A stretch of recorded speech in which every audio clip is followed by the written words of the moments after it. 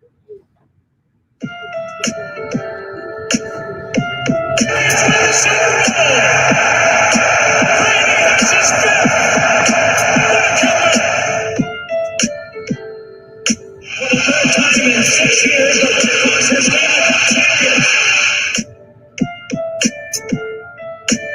Sox fans have already heard it. The Boston Red Sox are world champions. This is going to be a tough play. It's over.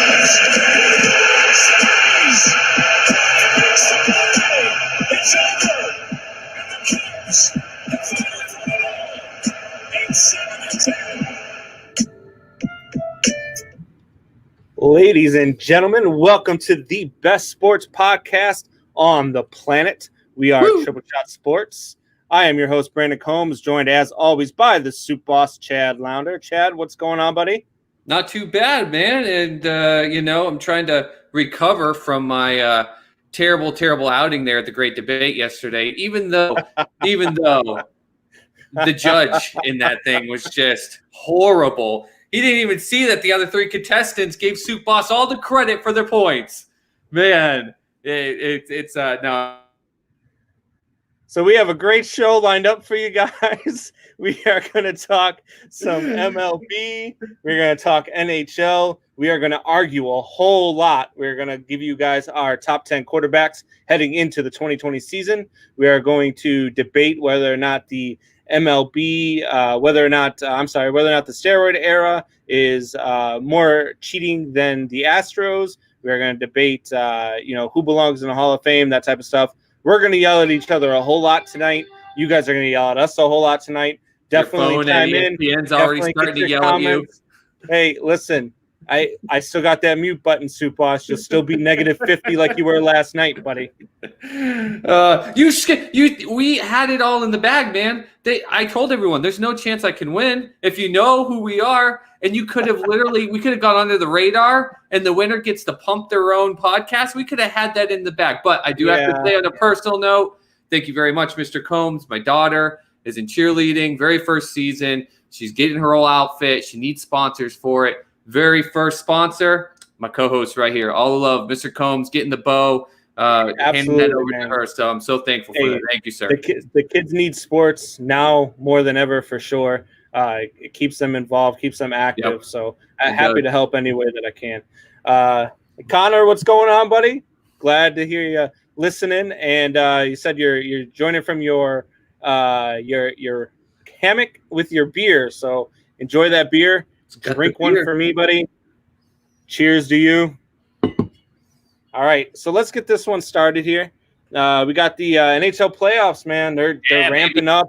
I gotta tell you, man, this NHL playoffs with this NCAA format is absolutely insane. I love it, man. I'm at work. I work from home, and I'm sitting in front of the computer, and I turn on at 11 o'clock, and I've got playoff hockey.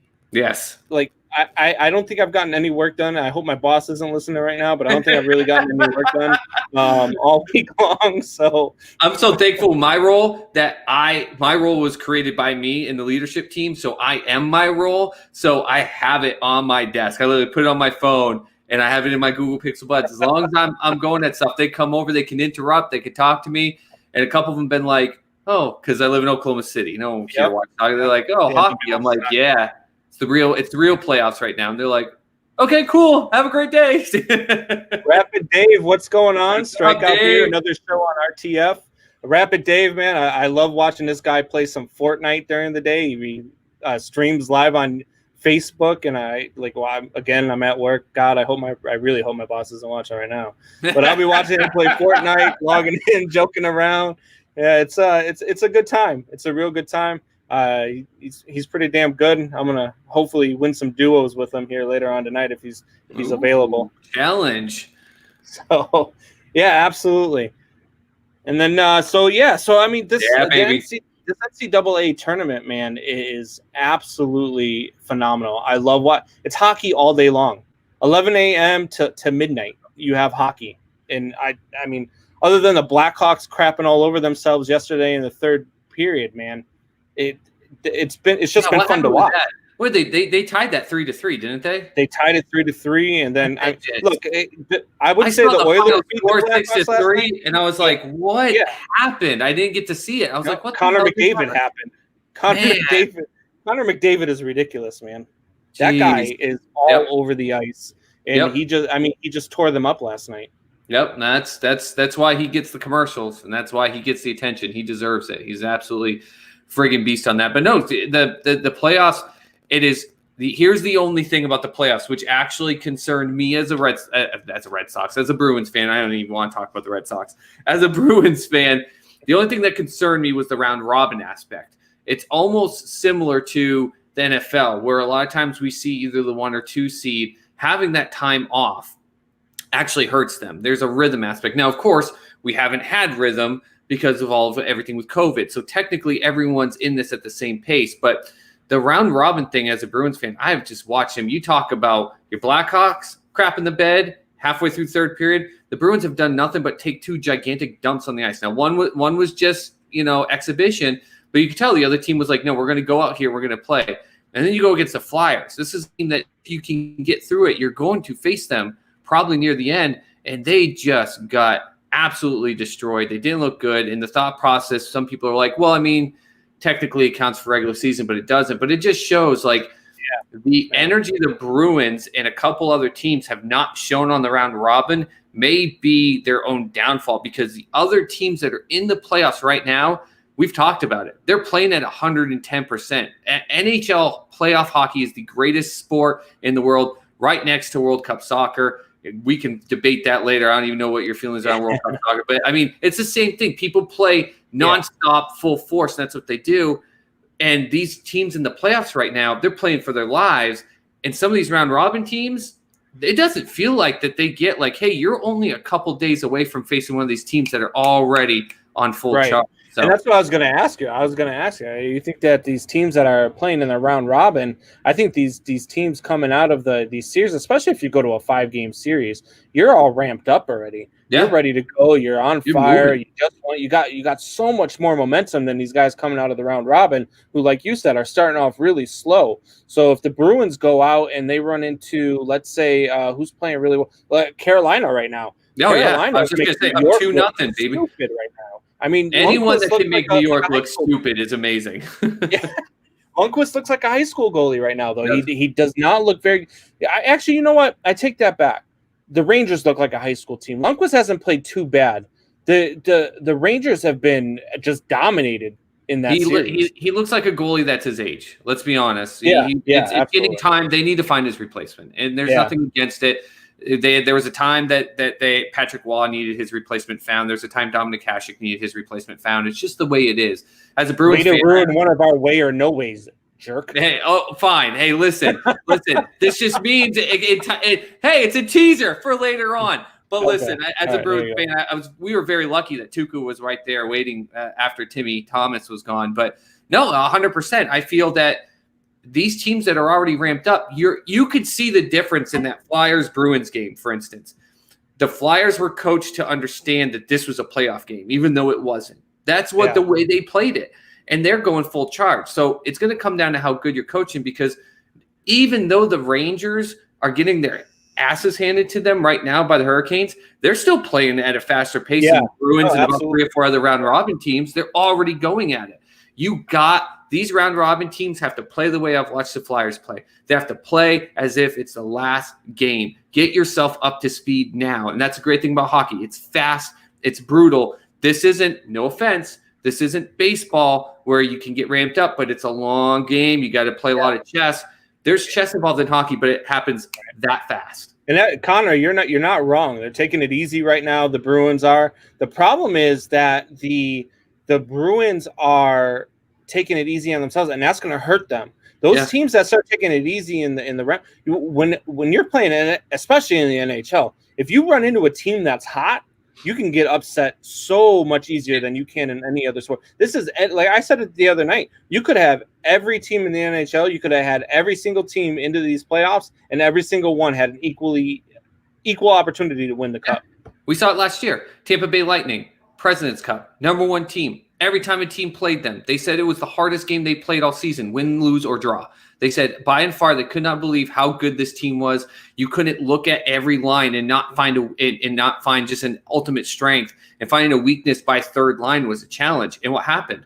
First round of the playoffs last year, they walked in feeling like we deserved this 1 seed. They got swept. They didn't just lose. They got swept 4-0 by the 8th seed. This is a different ballpark. This is not the NFL. Even though I compared the whole round robin thing to them, it's still not the NFL. It's not the NBA. The fact of the matter is you see far more upsets in the NHL, and that's because they play at a completely different level. And if they're taking it easy on themselves, I agree with Mr. Combs here. Anyone thinking that the Bruins or any of the other round robin teams that are getting wiped off the ice right now are taking it easy on themselves, it's the opposite. They're fooling themselves thinking that they're going to have time to get ramped up. I mean, you look at teams like was it Montreal? Montreal had no business being in any sort of playoff format the way that they played in the regular season. Neither did the Blackhawks, and both of those teams are in now, and they're both in series. They're both playing really well right now. They're both healthy. I hate it. I hate it with Montreal. I hate seeing it, but you're right. Right now, I don't know if I would pick Montreal. I don't think I'd pick the Bruins in a 7-game series over Montreal, as much as I wanted to vomit saying those words. Yeah. They're playing like hell. It's funny. What you just said, these lower seeded teams almost can thank COVID.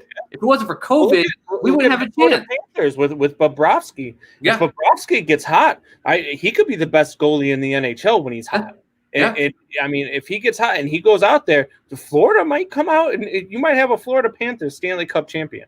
It's possible. You say it all the time. I think there's more to it, but you say one of the most important things is getting a hot goalie.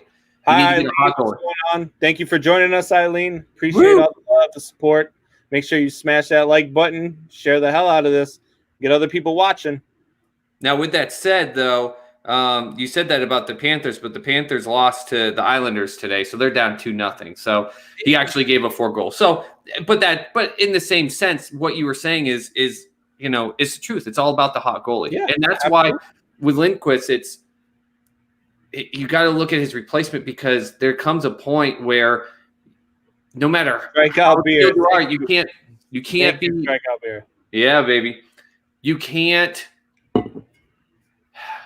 You get to a certain age, and this is funny, coming from a guy wearing a Tom Brady jersey. You get to a certain age, it doesn't matter how much you want it. It's hard to stay hot. And in NHL, those pucks are whizzing nonstop. Yeah. Rebounds, one after another. And your body, the ability to stay hot means that your reflexes are snapped quick. And at some point, they can't be. But that's 100%. It takes a hot goalie. It takes all of a sudden when you play basketball and you shoot it and you can't seem to miss it, it's like it just seems like the hoop's so big. With hockey for these goalies, that's what it's like. It's like no matter what, they don't lose sight of the puck. They almost feel like they're faster than the puck, and that's crazy. Alan, I think what you need to do is get a hold of Michael Buckheister and tell him that you are the new poster boy. If all your comments are coming up RTF, hey, you are Mr. RTF. Make some money off of this, buddy. Either make some money or don't make a bad mistake, though. Sponsors may be watching this. Hey, man, we got a bunch of shows watching us tonight. We're on the RTF radar today, baby. Man, it must be all that great promotion. Is that Dylan from on and off the field?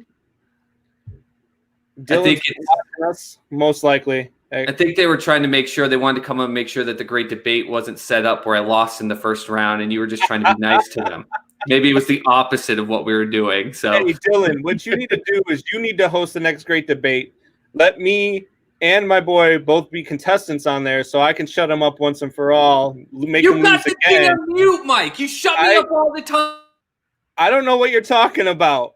How do I shut you up all the time? Just give you the damn mute button. Man, you're lucky you gave my daughter some money for her cheerleading today. I swear to God. You're about to see, for everyone listening, you are about to see a great debate in this show. I mean, we've got some stuff lined up here. I looked at this breakout and I almost thought to you, Mr. Combs, I was like, we could almost cut this in half and still fill the 2 hour. We're going to be yelling. We're going to be crapping on each other. And I was just thinking, the comments that are about to come in, please like this, share it, get people on because we need your comments because I guarantee you, I know I've got something on one of my lists that we're about to come up that's going to make people upset, especially my Sports Soup family. Yeah. But I know you, Mr. Combs. I know you. There's something on your list that's going to make people lose their ever-loving minds. There might be a couple things on my list that are going to make people lose their ever-loving minds, but we're going to get to that for sure. We're going to get that. Wayne. I like watching minor leaguers do their podcast. Wayne, whenever you have Jesse Bissonette on your podcast, you cannot call us minor leaguers. Come at me, Jesse. You can't even say New Hampshire the right way. So get out here. You say, I'm from New Hampshire. No, Wayne. You can't talk like that. Listen, just because you get in second place all the time in the great debate and you can't get over the hump doesn't mean you got to knock other people a peg below you. We get it. You're mad. It's okay, buddy. It's okay. It's all right. It's all right. He's just mad we're passing him and everything. That's all. Strikeout beer. Shots fired. You're damn right. Especially with Wayne G and those boys over there. That's for sure. I don't know if that was a shot by Wayne as much as it was just a pathetic attempt. Wow. Yeah, it's going to be one of them shows tonight, Dylan. You're going to want to stay tuned for sure. Oh, man. Absolutely. We're going to have a good one here. So in the NHL anyway, boss, who's disappointing you so far? Well, I mean, other than the Bruins. I was just going to say the Bruins are a huge thing, and that's why I'm not trying to glance over here, but getting it on my other screen, the NHL is not working, so my phone's got to stay away from the mic. So people, as they see me going over here and doing this thing, listen, I think the Predators at first really disappointed me when their first showing against the Coyotes. Like, they looked horrible. They absolutely were flat. They were letting pucks go through the defensive end in the zone like it was nothing. They weren't covering in front of their goalie. Like, you need a hot goalie, but you need to protect him in the front. You got to own that crease. Don't let it get there. They were letting pucks come up and over two of their guys, like right over their thigh area, and a guy on Coyotes was just. It was an easy drop in. That's an alley-oop in terms of basketball. It's easier for your goalie to get hot too when your defense is playing well in front of him. If your defense ain't playing well in front of him, he's gonna have a harder time being that hot goalie. He needs the ability to breathe in between some things and not just assume, because there's so much ricochets. Like when someone puts it in front of the net, they got to worry it's coming off. It's not where they can see the other person on the other side coming. If you've got people on your own team that are off the mark, they have to worry, is that puck going to hit them? Is it going to hit a skate? So they're trying to analyze this one by one. And when they're looking at that and it just goes right by because the defenders aren't doing anything, I mean, that's easy. But they came back. They won today. Good for them. So that's a 1-1 series with the Predators. I kind of like the Predators. The reason I love them is the fans, which, of course, we don't have.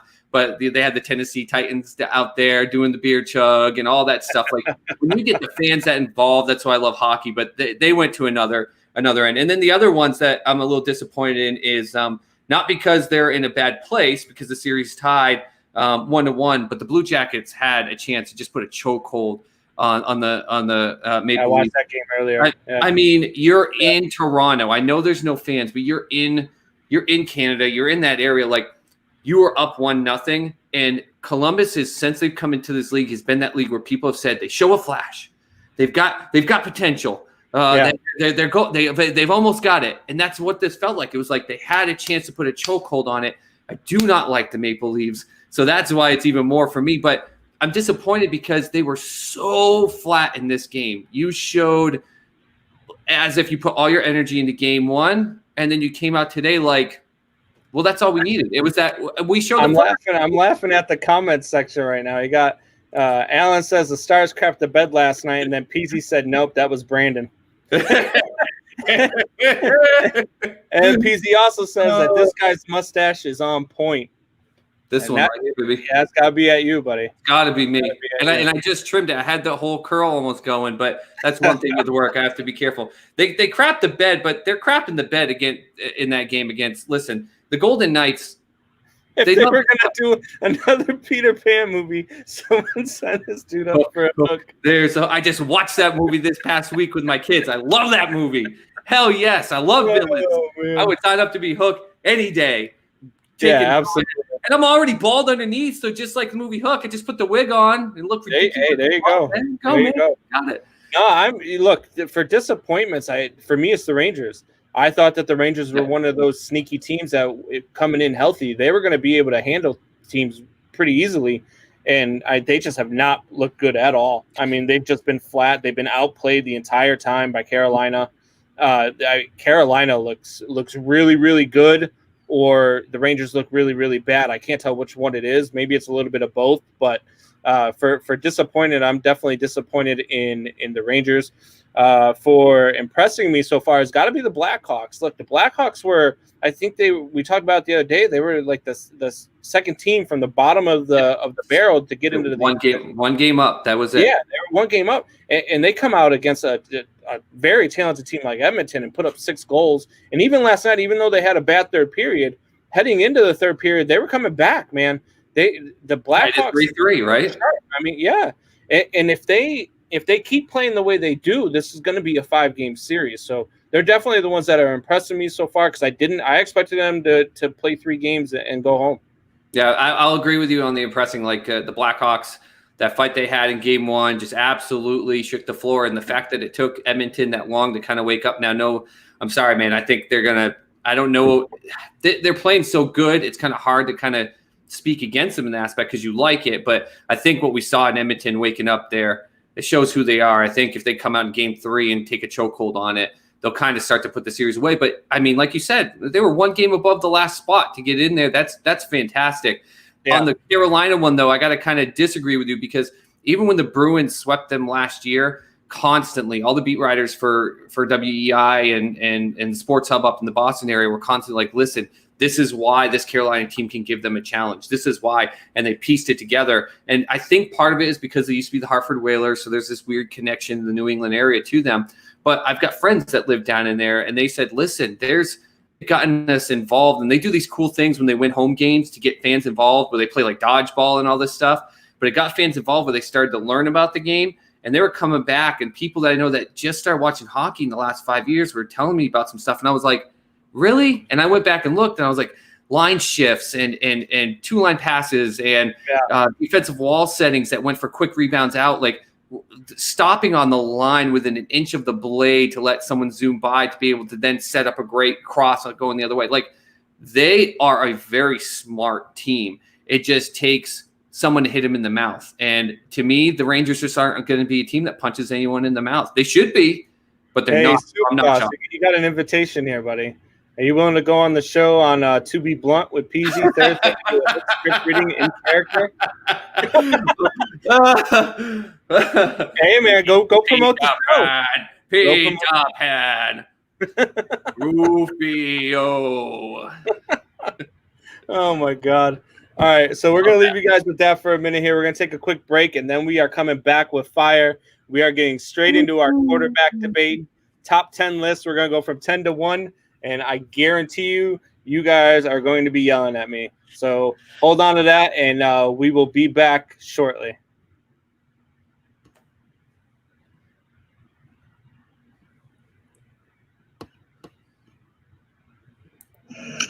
What's going on, Triple Shot Sports family? This is Brandon Combs, host of the best podcast on the planet.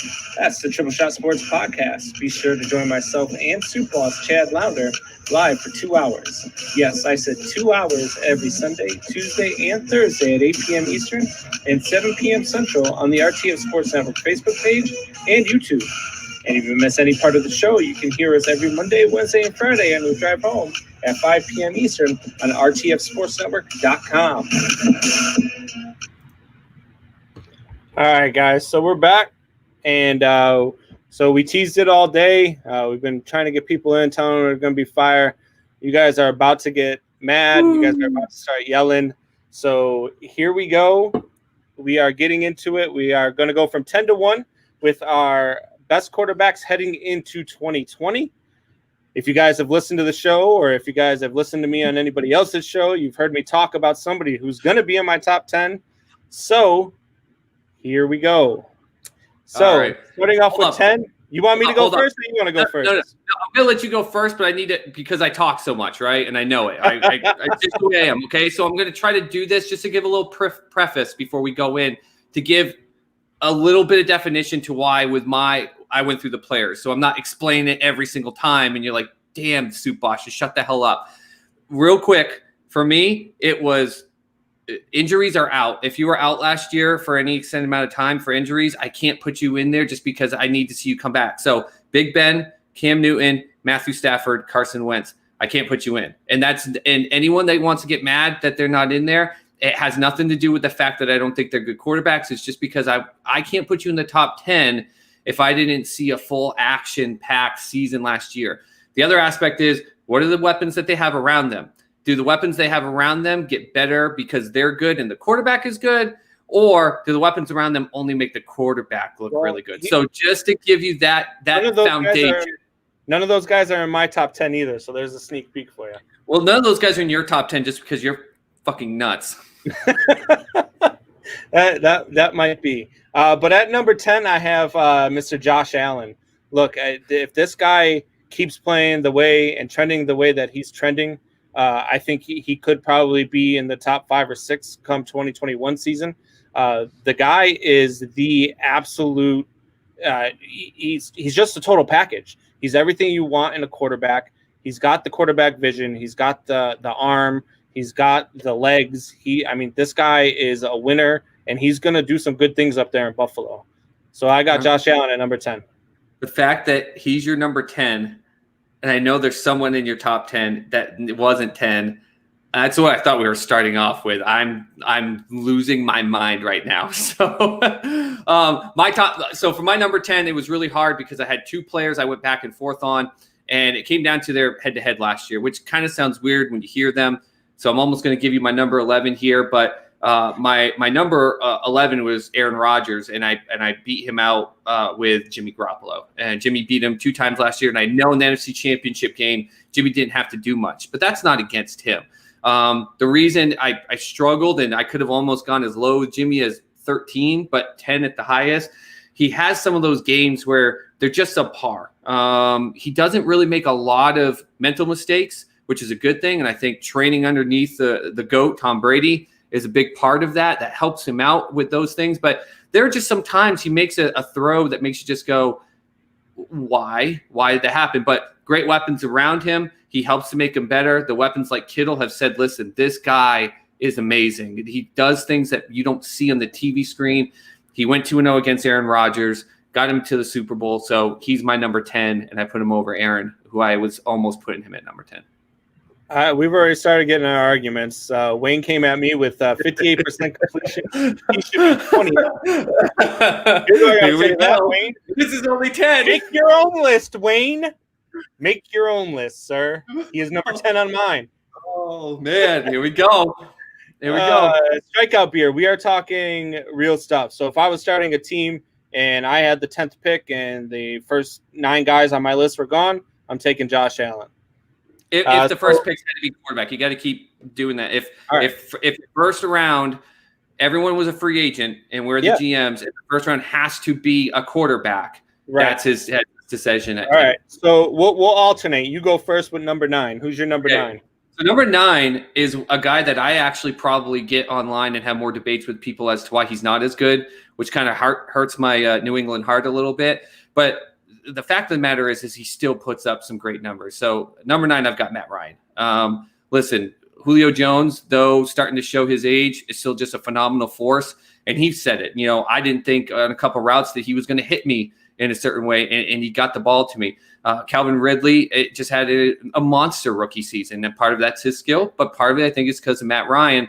And now when you get a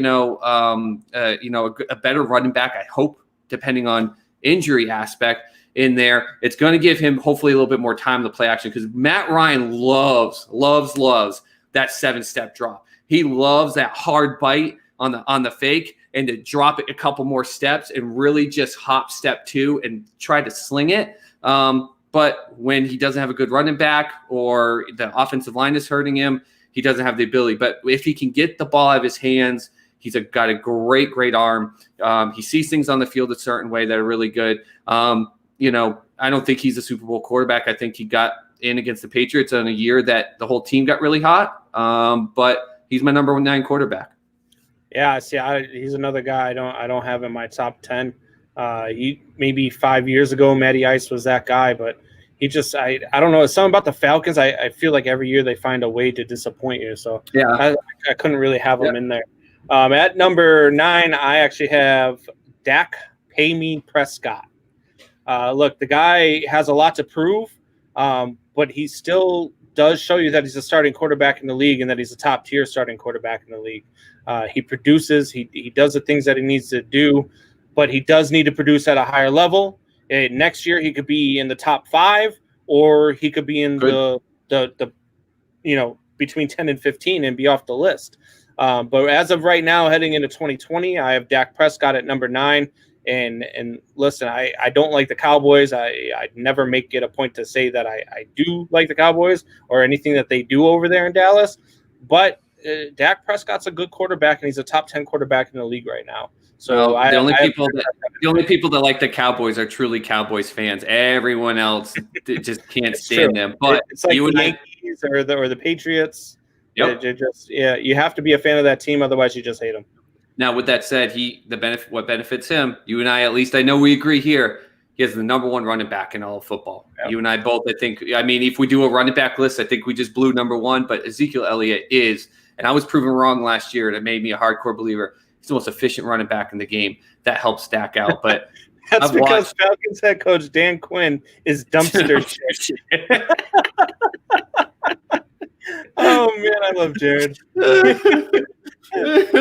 is why we need you guys on. This is why we need you on. We need you sharing it. Don't just hog it yourself, because you guys are great. Keep people coming in. We need these comments. We need your interaction on Twitter. I'm putting up polls on Twitter, not only during the show at the end that will go for 2 days, but I'll start doing between shows. We need your interaction, because that is awesome. Strikeout beer. Let's be honest. You didn't need a reason to drink. Your show's called Strikeout Beer. You should have said y'all going to drive me to get sober. That would have made more of an impact. If you have $31 million, you're paying Dak for a year or buying 5 million pizza rolls. Tony the Pool.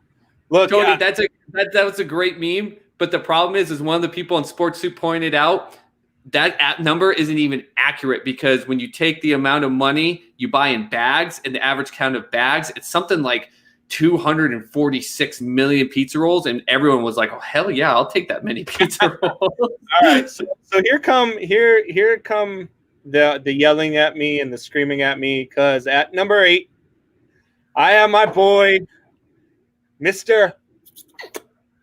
Jameis Winston, baby. You to my mic. Listen, Jameis Winston is the only quarterback last year, and I get it. Look, this is a top 10 quarterbacks, not top 10 starting quarterbacks. So I get that he's a backup this year, and I understand. But not one quarterback in the league other than Jameis Winston last year threw for 5,000 yards and 30 touchdowns. And I understand the interceptions. Everybody comes at me with the interceptions. But not every interception was his fault. So stop that. No. You're not going to put every interception. Go back and watch every interception. How many tipped off? No. You stop. How many more interceptions would he have had if defenders didn't drop the ball? You use that stat too much to defend him. There are so many. That's why I'm not big on Dak Prescott. I went to a game and watched him throw 2 interceptions that should have been 9, because 7 of them hit defenders in the hands. Jameis Winston is lucky he didn't have 40 to 45 interceptions last year. Winston also threw for 5,000 yards and 33 touchdowns, and he was impressive when he was on. Yes, he threw a lot of interceptions. Yes, he's got to get that down. But you know what? I know another Hall of Fame quarterback who threw for a lot of yards and a lot of touchdowns and also holds the record with the Brett Favre thing. Yes, absolutely. Brett Favre got to the damn playoff. How many times was Brett Favre the backup for another Hall of Fame starter? He never was in that aspect. He came into the damn league. He got to play, and he played. And I'm a huge Brett Favre fan, but he made a ton of dumb mistakes. But you know what? He knew how to capitalize afterwards on mistakes by the other team, or knew, okay, I have to make these adjustments. Jameis Winston threw 16 pick sixes. Of course he was on the field throwing 5,000 yards. When you go 60 yards down the field, throw a pick six, guess what? You go back out on the field. It's a Brett Favre quarterback. also had a season where he threw 20 touchdowns and 29 interceptions. One Brett Favre season. and One Jameis season. Winston are basically the same damn quarterback. They are not the same quarterback. You want to know why? How many playoff games has Jameis Winston gone to? This is one season for Jameis Winston. It wasn't one season. He got his whole rookie contract in Tampa Bay. And his divisional rival, the Carolina Panthers, who came off of a bad year with Cam Newton pretty much going away, they looked at a guy who was a backup and came in and played for 5 games in division, and looked at a guy who played for 3+ years in the division and said, we trust the guy 5 games better. Want to know why? Because he knows how to actually manage the game. Jameis Winston can throw the hell out of the ball, 100%. But he is not. There's a reason he's a backup. I'll tell you Bridgewater to stay healthy. All right, so who's your number 8, mister? Let me yell at you a little bit. Okay, so my number 8 will probably shock some people because it's not as high. He should be good. He said now he's throwing the guys in blue, so it won't be as bad as throwing the guys in red, where he gets so mad. He's the top 10 quarterback. I don't care. Fight me all you want. Who's your number 8? Number 8, Deshaun Watson. And now remember, I gave some aspect to the foundation. I know. But hear me out real quick. I gave foundation as to why this is. This is not because I think Deshaun Watson is only the 8th best quarterback in the league. He's higher, okay? But we're talking about quarterbacks going into 2020. Who did Deshaun Watson lose? Oh, that was a question to you. DeAndre Hopkins. He lost the best. He lost the best wide receiver in the game. If you do not think that is going to hurt him, you're crazy. He had a great comeback against the Bills, but outside of that, what you saw in that playoff game against the Bills is what you're going to see a lot of this season. Part of it, his coach sucked. His coach, Bill Bryant, sucks. They got rid of the best wide receiver in the game. What'd they do? They went and signed Emmanuel Sanders, I think. What did he do? I get it. I get that his receiving core and the way that they're running that franchise is horrible. But you said it yourself. He's not the 8th best quarterback in football. You just said it yourself, but you have him at number 8. We're ranking the best quarterbacks. We're not ranking them compared to their team. Quarterbacks come up with the top 10 list heading into 2020. If you wanted just the best list, I would have just told you Tom Brady was number 1, but that would have been insane, right? Because we wouldn't put that. We're saying going into 2020. Just because he's an active quarterback doesn't mean that he's going to have the top 5 statistical year. I'll put $50 down right now that Deshaun Watson does not have the top 5 statistical year of a quarterback in the league this year. Losing DeAndre Hopkins is like losing your left leg. Hell, it's like losing your left nut. What do you tell me all the time? What do you tell me all the time? Don't look at the numbers. Use your eye test. Just because you play on a 1-15 team doesn't make you a horrible quarterback. Just means you're a great quarterback playing on a shitty team. Look at the eye test, and who did he lose? How many times did he get to throw the ball up to Hopkins knowing Hopkins would go get the ball? It's a great benefactor. How many times did Randy Moss have the ball thrown up to him in Minnesota or New England because they knew he'd come down with it? That's a huge difference. That's what my eye tells me. Deshaun Watson lost the biggest bullet in his gun. I'm interested then. Who's your number 7? Who you got ahead of him? So number 7, I got ahead of him. The guy that, though, did lose to him in the playoffs is on the up and up, and that's Josh Allen. Josh Allen in Buffalo. And now listen to me, because Deshaun Watson. No, don't tell me to say it and then give me shit 2 seconds in. Deshaun Watson lost DeAndre Hopkins. Josh Allen, who was 3 minutes away from beating Deshaun Watson in Houston, picked up Stephon Diggs. Are you kidding me? You're going to tell me that losing Hopkins on one side and picking up Diggs on another does not benefit the person with Diggs? Are you crazy? Look, Deshaun Watson still has weapons there. Deshaun Watson was doing things because he was trying to get the ball to Hopkins. He was trying to.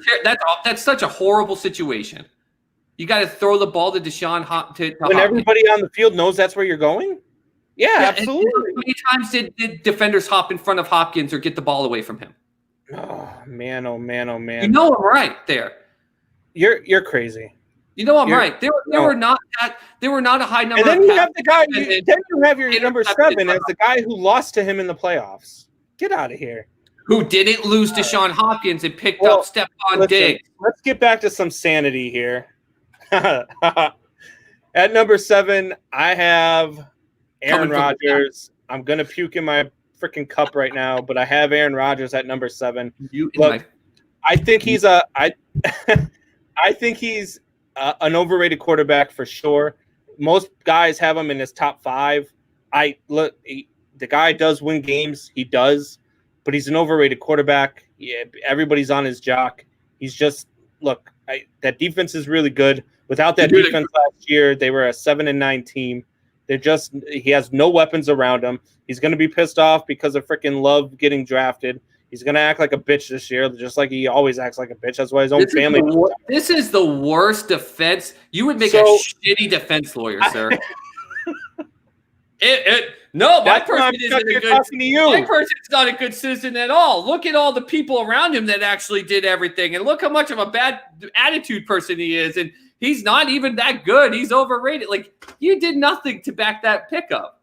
Aaron Rodgers at number 7 he's at number 7 because of the 6 guys I have ahead of him. That's why he's at number 7. There are 6 guys that I would take before him, and he just. Look, I put Jameis Winston right after him. Wow. Jeez. Oh shit. And at number 6, I have who you had at number 8. I have Deshaun Watson at number 6. I think the guy just knows how to win. He proves it all the time that he knows how to win. He took that team and went to the play, even with the horrible head coach that they have, the horrible system that they run, the horrible play calling that they had. And he still finds a way to win games. He's going to continue to do that this year. I think they're going to be a little bit better even without Hopkins. I disagree with everybody that losing Hopkins is a big deal because you do lose one of the best wide receivers in the game.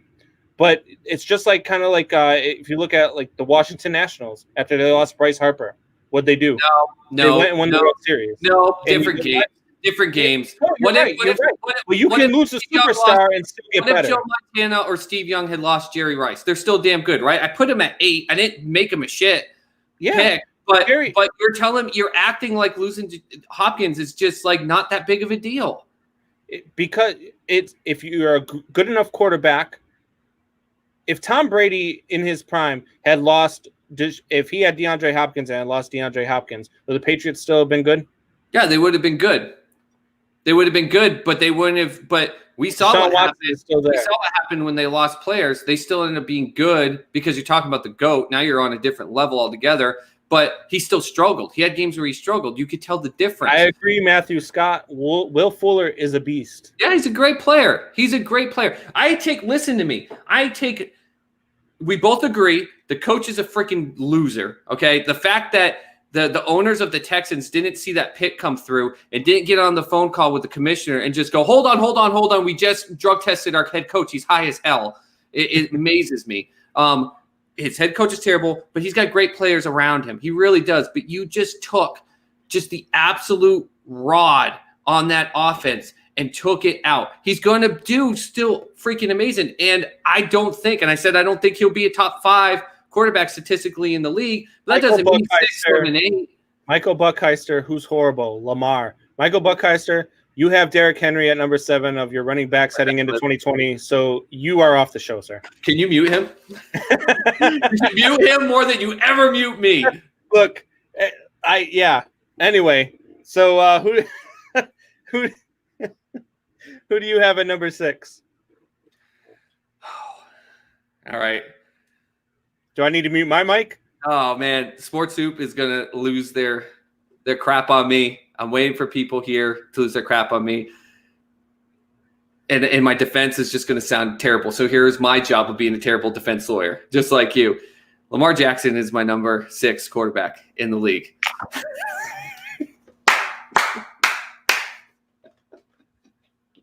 What did you just say? Lamar Jackson is the number 6 quarterback in the league because I do not fully think he is yet a full-scale quarterback in the league. Hate me for it. He is why he is deserving of the number 1 spot in the NFL's popularity list is because he's the only player in this league that is a two-position player. He's a top 10 running back in this league. He's 100% a top 10 running back in this league. But the offense isn't always built for him to run, and he runs the ball. And he does it great. He really does. But we're talking about quarterbacks going into the league. He's a winner until he gets to the playoffs. But the fact of the matter is once he gets hit a couple times, you've seen it in the playoffs, what happens to him. He gets frazzled. He throws behind his receivers. He has a hard time. Balls start wobbling when normally he's got just a tight spiral on that football. He gets hit a couple times, those things start wobbling. Listen, I think he is the most dynamic football player in the game. He's a top 10 running back in the game. He's a top 10 quarterback in the game. And he's the only person that can have that set of them, period. But I think when it comes to the quarterback skill itself, he's your number 6 quarterback. Fantasy-wise, hell no. Fantasy-wise, he's top 2. But as a game manager, as a quarterback in the league, I think he's not as good quarterback-wise as people make him out to be.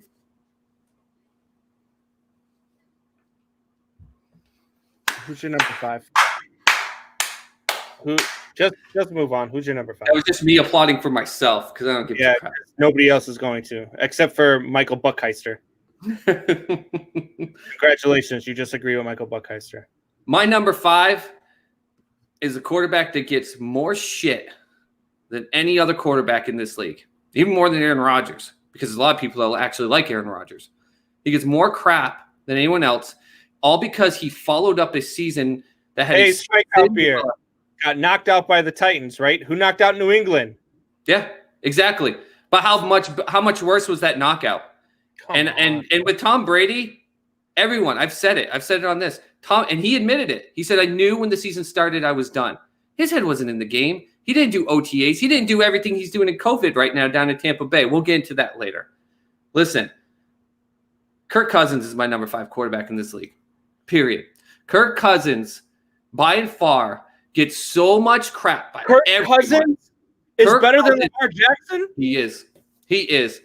He followed up a Cinderella season that had everyone knows, the luckiest damn thing that ever happened in a playoff game. As exciting as it was, and it was great to see, the whole school chanting, everyone in the crowd, he had to follow that up. So, of course, anything that wasn't miraculous was going to look terrible.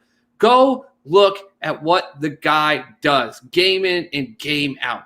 He manages the game. He doesn't just let his other players walk all over him. I think that's why there was a problem with the Diggs aspect. But a lot of other players have said, no, this guy knows what he's doing. He manages the game. His efficiency rating is through the roof as well. His QBR rating is through the roof. Now, everybody's leaving. You put Jameis Winston in the top 10. Everyone already left. You got Kirk Cousins at 5 ahead of Lamar. You were going to put him at 10. Then you got him at what, 7? 7? Look, you got a backup quarterback at 7. Go look. All I'm asking is people to actually go before you just crap on Kirk Cousins. Because every time I talk to people, I'm like, why does he suck? Why does he suck? He's never won a lot. Why does he suck? He won actually a lot in Washington, which is in the last 20 years, barely the only time anyone can ever talk about Washington actually doing something decent. Yeah, he followed up the miraculous year and crapped the bed in that season. But last year, he was damn good. And going into 2020, yeah, he lost Diggs. That's a huge hurt for him. But the kid that they drafted coming in is going to be a great guy. They've got great teams. Their offensive line got stacked up. He knows how to manage the game. You give him more than 2 seconds, he's going to be fan-friggin-tastic. So all the soup fans that got mad at me for Lamar Jackson at 6, I know a lot of them are going to be happy with me, Kirk Cousins at 5, and they're going to agree with me, whether you like it or not. It's crazy versus double crazy. He's a game manager. Congrats. Not a top 5 quarterback. Get out of here. All right. Well, at number 5, we're going to get back to some sanity here again. I have Drew Brees at number 5. Look, every year this guy is a top 5 quarterback. Every year this guy produces. Every year he puts up the numbers. He runs one of the top offenses in the game. He is definitely the number 5 quarterback in the NFL. He runs the top offense in the game. He wins every single year. He is, he's a pass interference away from probably setting up one of the greatest Super Bowls we've ever seen, whether it was going to be against the Chiefs or the Patriots. You're saying sanity, and I'm actually thinking you're a little insane for having him that low. All right. I mean, it's top 5. Let's get to some serious aspects of this. We're now looking at the top 5 in the league. If you were named top 5 in the NFL in any position, you're doing pretty damn good. So it's not that putting him at number 5 is a bad thing. I just think he deserves to go higher. Until I see Drew Brees just laying a lump on the field like we saw in Brett Favre's last season and just shit himself, I'm not going to have him lower than 5 or 4, to be honest with you. No kidding. So you've got Brees at 5 and his backup at what, 8, 7, 8. He's at 5. Man, they should just line up both Brees and Jameis and a split back formation, and they don't know where the ball's going to because no matter what quarterback it's a top 10 quarterback throwing it out there to Thomas and Kamara. Woo! I'm pretty damn good, so it's not maybe after you guys get through number 1, you can answer why a guy who completes 70% of his passes and throws for 4,000 yards last year is in nobody's top 10. We'll get to that. He's my number 12. We'll get there. Derek Carr's actually my 12, but the problem is you've got to have the full package, and he's got a guy now breathing down his neck in Mariota that it's just going to need to be Carr just choking one game here or there, and he's going to be sitting on the bench. Carr completes 70% of his passes because he throws 2-yard outs. That's why he completes 70% of his passes. He's not. Derek Carr is not a top.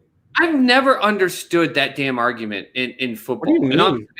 What? So if all you do is throw 2-yard outs, of course your completion percentage is have you ever thrown a 2-yard out with 7 screaming 300-pound men flying at you and defenders looking at it and throwing it on an out? Do you understand all the time on PlayStation? What do you mean? You can't throw it into a post or slant is so much easier than throwing it on an out. Yeah. It's so much easier. Carr doesn't belong in the top 10. I'll leave it at that. He doesn't. At number 4, I have Russell Wilson. Guy's just a proven winner. Year in and year out, he's one of the top quarterbacks in the NFL.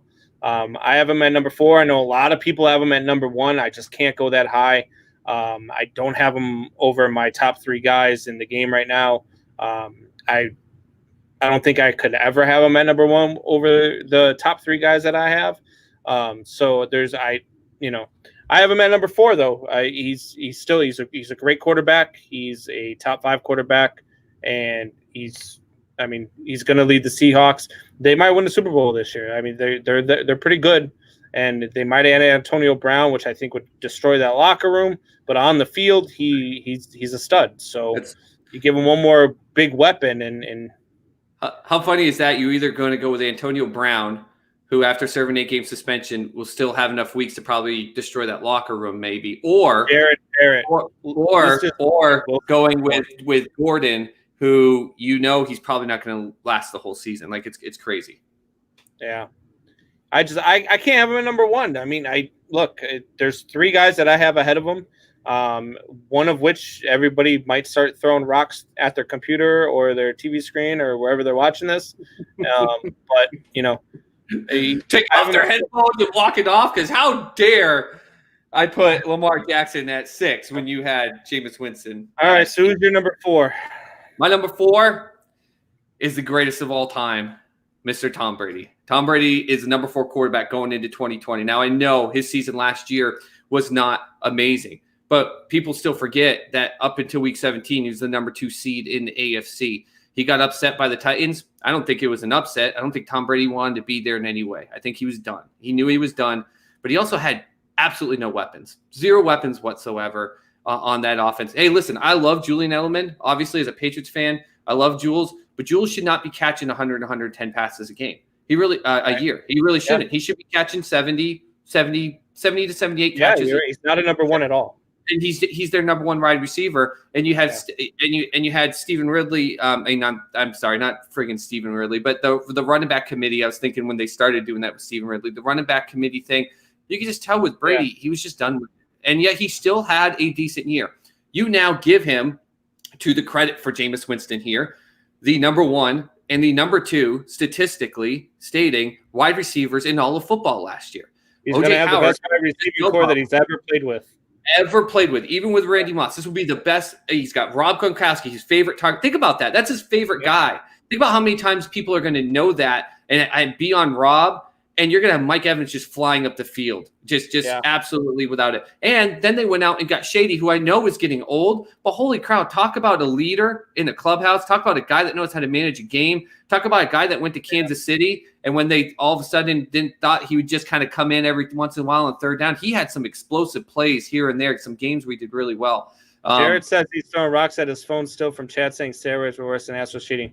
Well, Jared, stay tuned because that is the next topic, and we are getting to that. Oh, you got your points wrong on that. I don't know where you thought that was fully the case, and I'll bring up my points in the next segment. So stay tuned. All right. So at number 3, I have Lamar Jackson. Look, this guy's the real deal, and if he stays healthy, because with those running quarterbacks, that's always the deal. They have to stay healthy. But if he stays healthy, he's going to have the career that Michael Vick should have had. The guy is a human joystick. He's got the quarterback vision. He's got the arm. He's got the speed. I mean, that guy, when he takes off, good luck. So fast. He's so fast. Man. And his spin move and his juke move are absolutely insane. Are fantastic. Absolutely. So he's I have him at number 3, which is why I got so mad when you had him way lower than that. But I have him at number 3. Who's your number 3?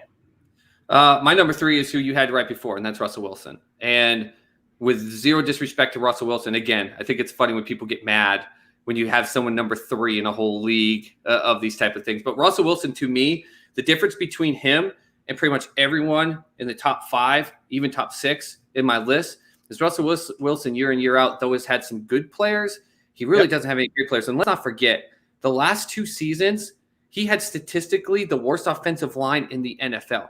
I watched games where I felt terrible and I wanted to send money to his family, even though he's a billion times richer than me, to pay for his funeral. He was getting killed, absolutely killed, but he got up. I love grit with players. He got up every time, shook the dirt off his jersey, smacked his hands. He got into the face of his offensive lineman, but then would smack him on the back of the head. We're going to start a GoFundMe for Russell Wilson. Yeah, for his funeral. But they went and they addressed some of these. So he was already an MVP caliber quarterback with that. They went out, they helped the offensive line. Now, I don't have trust in Carlson and Penny being solid, hardcore running backs. He benefits from really having an all-star running back, which all quarterbacks do. But back when he had Marshawn Lynch, that was where he had the ability. No defense trusts Penny or Carson is going to hit them in the mouth, so they're going after him. So they addressed the offensive line. I agree with you. I think that Russell Wilson could potentially win the Super Bowl this year on the NFC. Yeah. He really could. Absolutely. So at number 2, I have, ready for this? Not number 1. He's number 2. I have Patty Mahomes. Patrick Mahomes, look, I mean, the guy is just he's Patrick Mahomes. He's my homie. I love the guy. I love watching him play. I love his game. He's Tom Brady with legs. That's how good this guy is. He's going to be good for a long time. He's smart. He's not going to let himself get injured unless it's one of them fluke, get hit in the knee type thing. Unless his coach does something dumb like knowing his ankles bothering him and puts him in the sneak. Yeah, but he's smart. He's smart enough to know when to not get hit and when to run out of bounds. Like, the guy is he's very intelligent. I love the guy's game. He's, like I said, when you start comparing a guy to Tom Brady, that's saying something. And I love watching this guy play the game. I have Pat Mahomes at number 2. All right. Well, we're going to switch that GoFundMe account from Russell Wilson to Mr. Combs for his funeral, because you just lit probably half of our listeners on fire, like physically, like through their speakers. They just caught on fire. He's number 2. What do you want me to do? I know, man. I know, but you might have been able to have him at 1A, but I had him at number 2. Well, you can't put him at number 1 when you obviously have Mitch Trubisky as number 1. Because if you got Jameis Winston at 8, you got to have Mitch at number 1. I don't know how my mic is not All muted. right. Is Give me Big number Dick two. Nick your number one? Give me number 2, goddammit. My number 2 is Drew Brees. Listen, I think it's funny because when you sat here and explained why Drew Brees was your 5, and I said, yeah, top 5 is still amazing. You sat here and gave every reason why he really should be higher. Drew Brees, until I see him in a lump on the field a la Brett Favre, I will not put him out of the top 3. And the season that Thomas is one hell of a wide receiver, but I don't think he's even better than Hopkins. I think a lot of that still had to do with how damn good Drew Brees is. And he's not just good just because he can sling the ball. I mean, I'm pretty sure he's like a 5'6" midget out there, and somehow he can still look over his offensive lineman. He is so precise with the routes of his receivers. He makes them good. Kamara talked about when he came in, he talked to him about, there's a running back aspect, but he got Ingram with him, and he said, you're going to need to know your routes. Not, you're going to run a wheel route, and you're going to do this. You need to know how many steps you go here, how many steps you go here, because I'm going to be 5 seconds ahead of you. And that ball is going to be there before you're even looking at it. And I can't tell you how many times in highlights where they've shown that where a wide receiver is going out, and he hasn't even hit his turn on the sideline to go up. Brees has already let that ball go. That's insane. It's an absolutely insane thing. He knows the game. He makes every offense he's in number 1. He makes every player that's on his offense number 1. He is my number, which is funny because I just ragged on you for not putting him higher when I said everything about him being number 1, but I got him as my number 2. So who's your number 1? So my number 1 is who you put at your silver. Listen, Patrick Mahomes, and I'm a Patriots fan, and I'm saying this. Ready? Patrick Mahomes is a D Ford offsides away from being back-to-back Super Bowl champions, back-to-back Super Bowl MVPs. He was going to go in against that Rams team. I think people would have been more happy. I'm a defense guy. I love the Rams-Patriots Super Bowl, but I know a lot of people don't. He would have gone in there, and they would have had, just like that Thursday night game they had early in the year, they would have lit it up, but he would have thrown, I guarantee you, he probably would have almost hit 600 damn yards in that game. He's electric. He's smart, just like Lamar Jackson with his ability to run, but he's not just running to just run. He runs to create more time.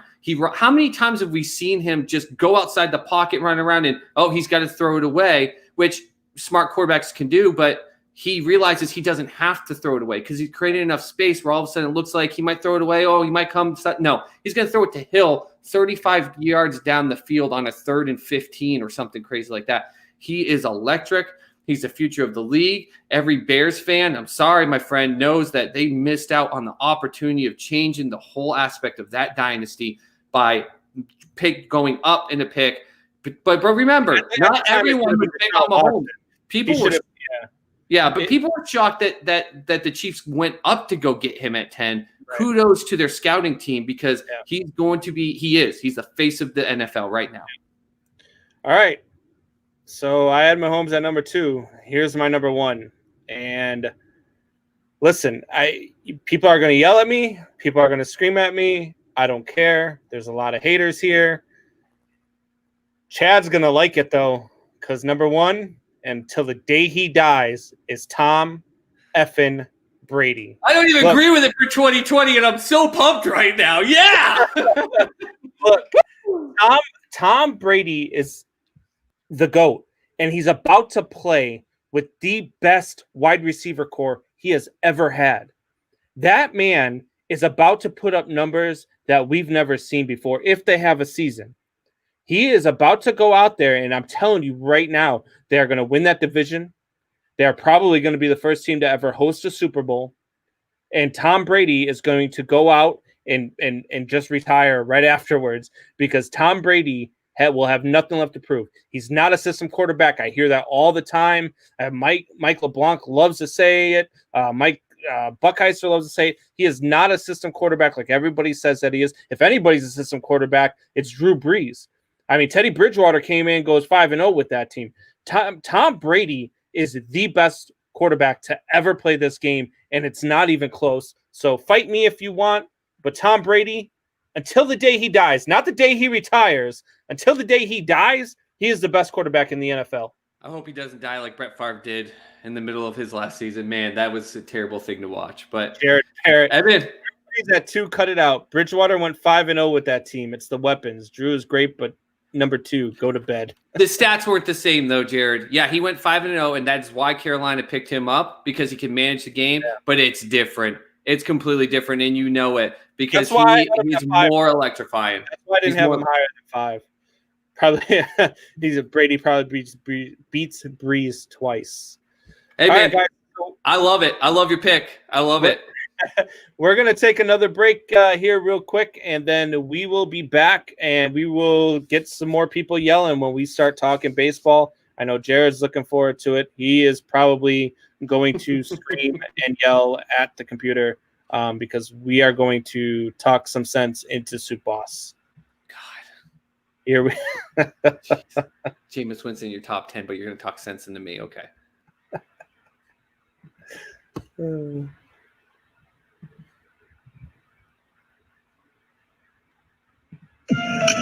What's going on, Triple Shot Sports family? This is Brandon Combs, host of the best podcast on the planet.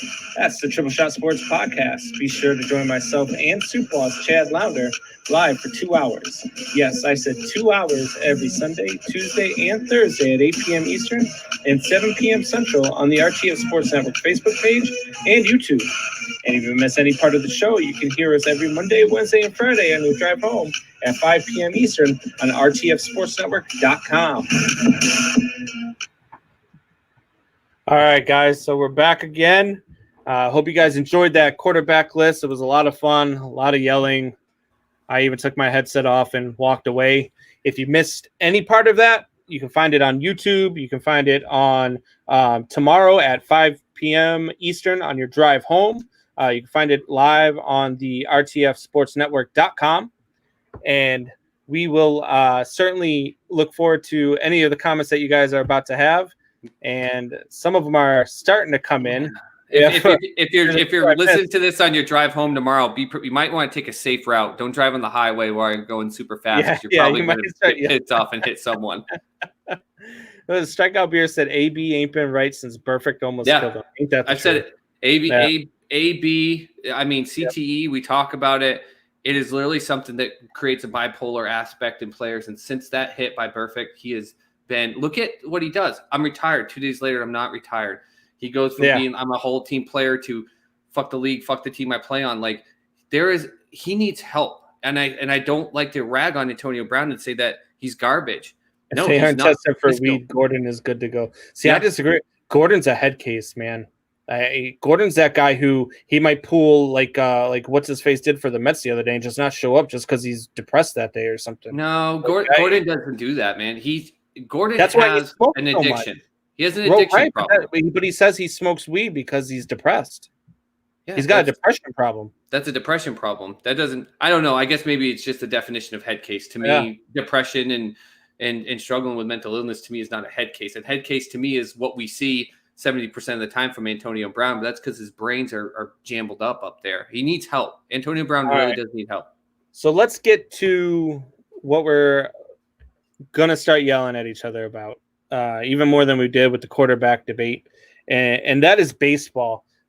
This is a topic that I love to go head-to-head with people on, and that is the steroid era. To me, the steroid era was the best era in baseball history. The games, the what it meant to baseball, steroid era is the best era of baseball. You had the best player to ever play the game. 1A to Babe Ruth. You can flip-flop him if you ask me, but that's Barry Bonds. Barry Bonds was absolutely phenomenal. And so then people start talking about is steroid era worse than what the Astros did. And there's no chance.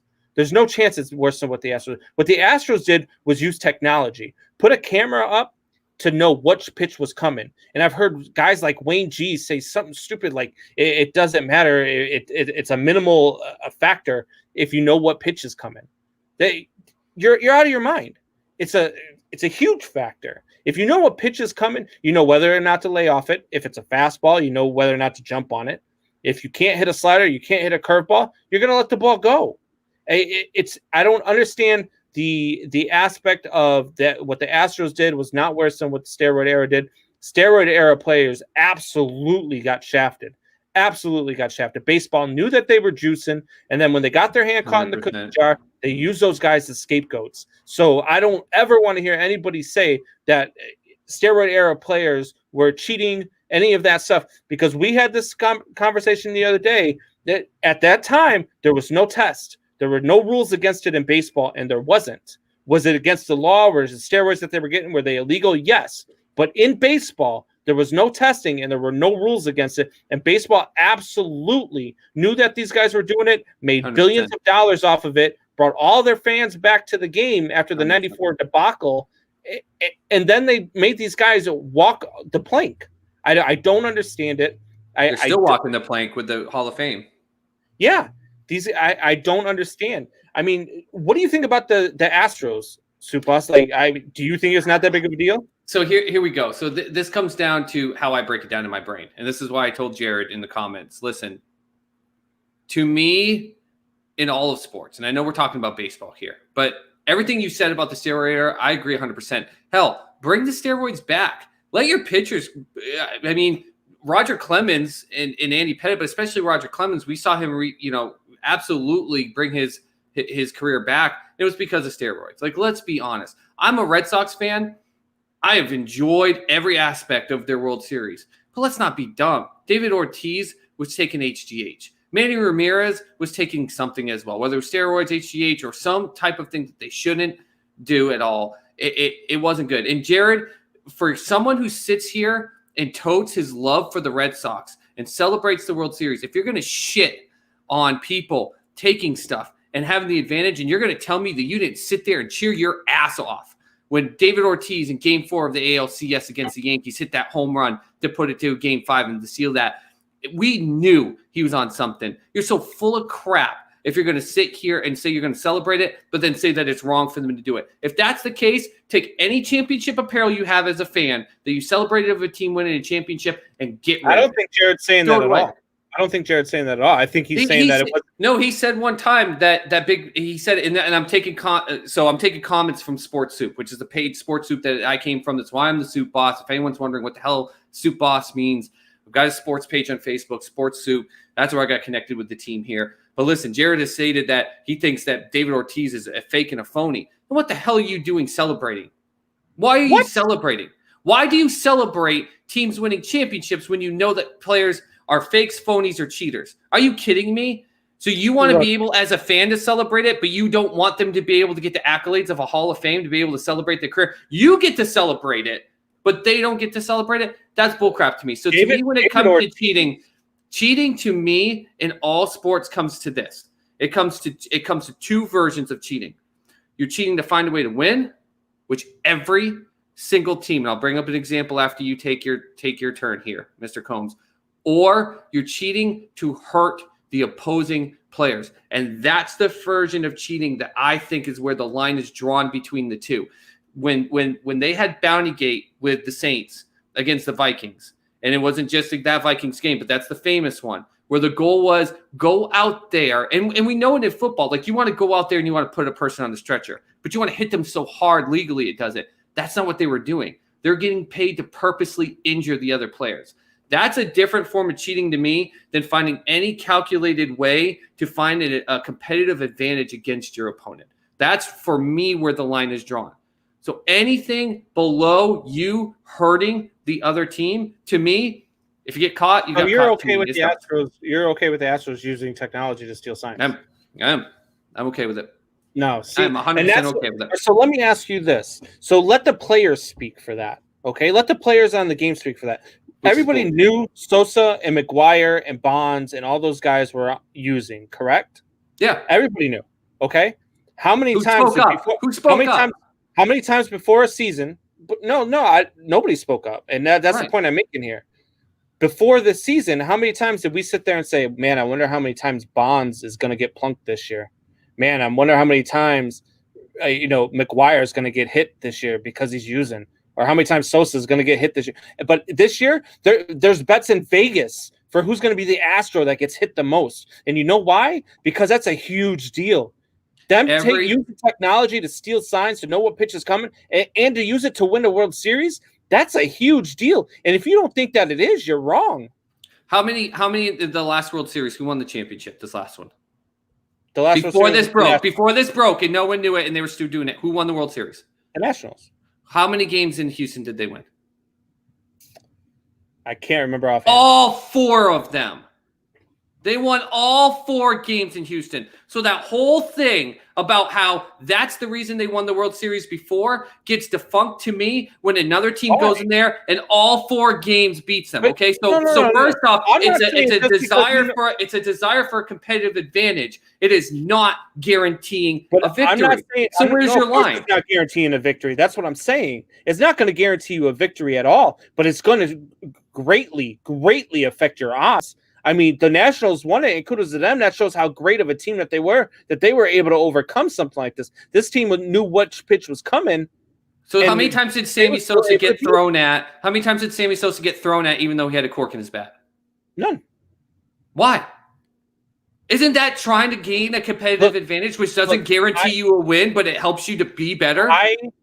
I don't disagree with you. Okay. And I also don't agree with pitchers going out there and trying to hit these guys. Because if you go out there and you're purposely throwing at a guy's head, even as much as I loved that Joe Kelly thing, I thought it was hilarious. But I don't condone going and throwing 100-mile-an-hour fastball at a guy's head. At a guy's head? No, because that's cheating, trying to hurt someone and put them on the game. And what happens when the first the batter should be able to come at you with a bat because fair game. You got a weapon. When the first Astro batter that gets hit in the head and walks 2 steps and then passes out and has a brain hemorrhage or something like that because they walked down the first baseline because you thought, fuck them, I'm going to throw a fastball at his head at 100 miles an hour. No, screw you. That to me is what I don't get. I get it. People are upset because they use a competitive advantage. And on the aspect of this, I just kind of want to paint this because so many of these players that are pissed. I'm going to try to put the little dude in here. He's talking about Altuve.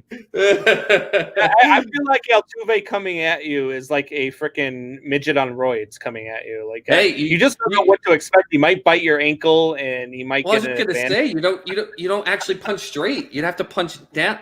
Disadvantage. So what do you mean, Jared? He wasn't going for his head, but it went right at his head.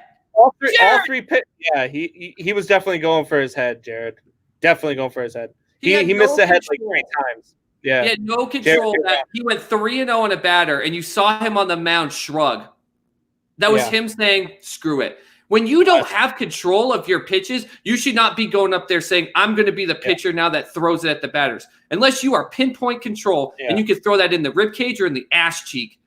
You should not be throwing. Here. It was Joe Kelly who was throwing at their heads. And I love Joe Kelly. What he did afterwards, though, that was hilarious. Oh my God. He walked off the field and gave him that face, and then to hear what he had said to him and nice swing, bitch. And what was his response? If I had hit it, I'd be walking home. And he was like, "That was stupid." Yeah, no, he was definitely thrown at the head. He went over. First it was Bregman. Behind. Yeah, he threw at head. Bregman's head. He threw at Correa's head. Yeah, that fastball behind Bregman's head was 98 miles per hour. I dare you to put a helmet on your head and take a 98 mile per hour pitch to the head and tell me you'll be fine the next day. Jared, stop it. Jared, stop. I truly don't believe he didn't.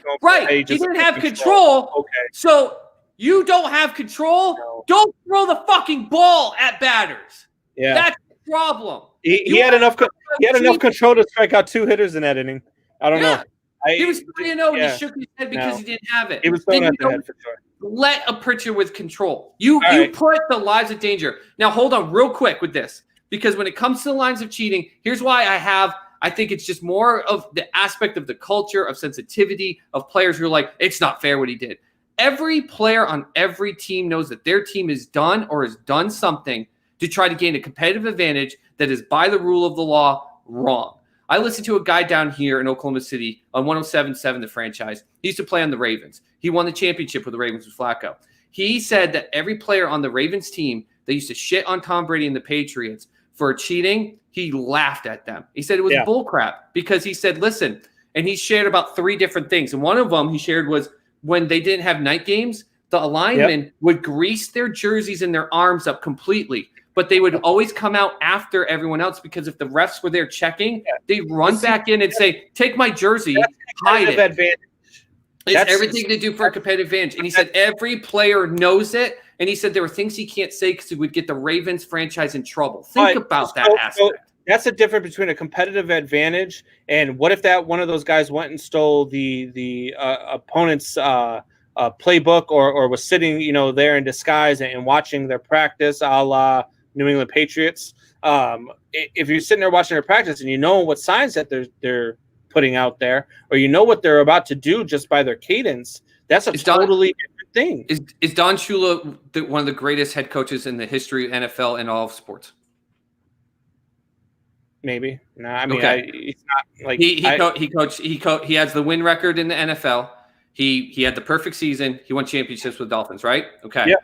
Don Shula crapped all over the Patriots organization and Bill Belichick for all the garbage about them cheating and everything. Don Shula is also on record. Back in the days when he coached, they didn't have practice facilities. They coached practice on fields where they'd have the running track going around it, like you see at a high school. Yep. He would put on a disguise to look like an old person and would be power walking in the morning on the track the whole time, seeing every play the other team did, every shift they made, every audible they were calling, and what they were doing. That is literally cheating at its finest. Yep. But one. You're right. But it was to gain a competitive advantage, and though he's one of the greatest coaches ever, that's not getting a competitive advantage, and maybe that's why they wanted to defeat it because they knew what was coming. And to me, that's worse than doing whatever, using stickum, whether you're shooting up steroids or whatever. So where's your line? Where's your line? Where's your line? Technology. Okay. So our line's just different, but at least you say there's a line. Because some people drive me nuts when they go, cheating's cheating. It's all wrong. No. Go throw your team's jersey away because every team has records. Here's what I say about the steroids, all right? And this is why I don't have a problem with steroids. These guys are paid millions and millions and millions of dollars to entertain us. They're paid to entertain us. So if they want to inject themselves with steroids and do that to their bodies to entertain us and to make money, I have no problem with that. That's why we pay to go see the game. So to me, that's not cheating. That's just them putting something in their bodies that makes them a little bit better. But they still have to have that hand-eye coordination. They still have to do the thing. The thing that drives me nuts, and that's what we're about to get to now, is do steroid-era players deserve to be in the Hall of Fame? Barry Bonds was the greatest player I have ever watched. He's the greatest player to ever step on a baseball field. This guy, Wayne stole my thunder because he put a post up on Infinity Sports today, and it was one of my arguments today for Barry Bonds. But you could go 2 for 5 every game in a 162 game season. Hit a home run. 2 for 5 with a double and a home run every single game, and not have a higher OPS than Barry Bonds did in 2004. Yep. That is insane. Barry Bonds was a freak, an absolute freak. And he was an asshole. He hated the media, and he hated the media because of the way that they treated his father. So he wasn't going to let them do that same thing to him. Yep. But that's a different story for a different time. But the stats and the numbers, if you go back and look at him, I just laugh when I start looking at his numbers. He is by far the best player to ever step on the field. Not only that, in 2004, there was another insane stat. In 2004, he had 373 at-bats. He reached base 376 times. Yep. That's insane. That doesn't happen. I mean, the guy was hitting 40-plus home runs, and he was walking over 200 times in a season. Yep. And he was only struck out over 99 times. He only struck out once over 99 times in his entire career, and that was his rookie year. The guy was a freak. The voice of some players that have an issue that agree with the old crummy baseball writers who in the league, who you and I both agree threw them right under the truck after they used them to get them back from that debacle. The Yankees succeeding and getting back to their glory days because of the biggest team in baseball and the steroid era baseball home runs. That's what brought us all back. I love baseball, but I even was like, I don't know if I was a teenager going through the late 90s. I was like, I'd rather go spend time with my friends. But when McGuire and Sosa started hitting those home runs, I was locked into every damn game. I was watching crappy games out of network knowing they were going to cut into Mark McGuire and Sammy Sosa and Barry Bonds hitting home runs. Like, I watch these things. Listen, the aspect is the voice. Some people say the voice of the players who didn't cheat are not heard. But my issue with that is that because you didn't take it doesn't mean that it was, fine. You played it clean. Good for you. But every single team, there are records of every single team, something being done. You didn't take steroids, but I bet you someone on your team did. And there are records of players that got suspended because of HGH or steroids. That sucked. Look, everybody was juicing back then. So I get yelled at all the time about this, and it's mostly, and not to bring race in it was mostly white people who yell at me for this. But Cal Ripken Jr. was juicing. There's no way he played all those games without juicing. There's just no way. He didn't play through all those injuries without having something in his body to help him through the pain. Well, the All-Star game, we broke his nose. There was nobody back then who you could get me to believe wasn't juicing. Look, I'm a Chicago guy. I think Frank Thomas is one of the best all-time players in baseball. I still think he was juicing, even though everybody says that he wasn't. I don't believe he wasn't. I don't believe Ken Griffey Jr. wasn't juicing. I don't believe any of those guys back then weren't juicing unless you were in the minor leagues, and you were in the minor leagues because you weren't juicing. Everybody was using back then. Griffey started gaining weight not just because of his age, but because he was taking something to try to help him. He was trying to stay healthy because he thought if I could extend my career, I've got Hank Aaron a chance at his record, even with my injuries, and it didn't work. Right. And that's the thing. Everyone thinks that when you take steroids or HGH, you become invincible. You don't. Right. There are players that have been suspended who sucked. There are players that took it and still got hurt. I'm not trying to say that you sitting there putting the needle in your rear end didn't mean that you were sitting there being like, I have no idea what's going on. But to your point with Cal Ripken, I agree with you. And my son's name is Calvin. My daughter's name, her initials are CAL because he was by far my favorite player. I mean, the guy got his nose busted during a photo shoot in an All-Star game and then went into the locker room. And an hour later came out, it was completely fine. You got to be on something besides just regular painkillers to go out there and do that. Look, everybody back then. It is. And if you don't let them in the Hall of Fame, it's an absolute joke. So there are other things out there, like you get, who is it? Pete Rose and Shoeless Joe Jackson.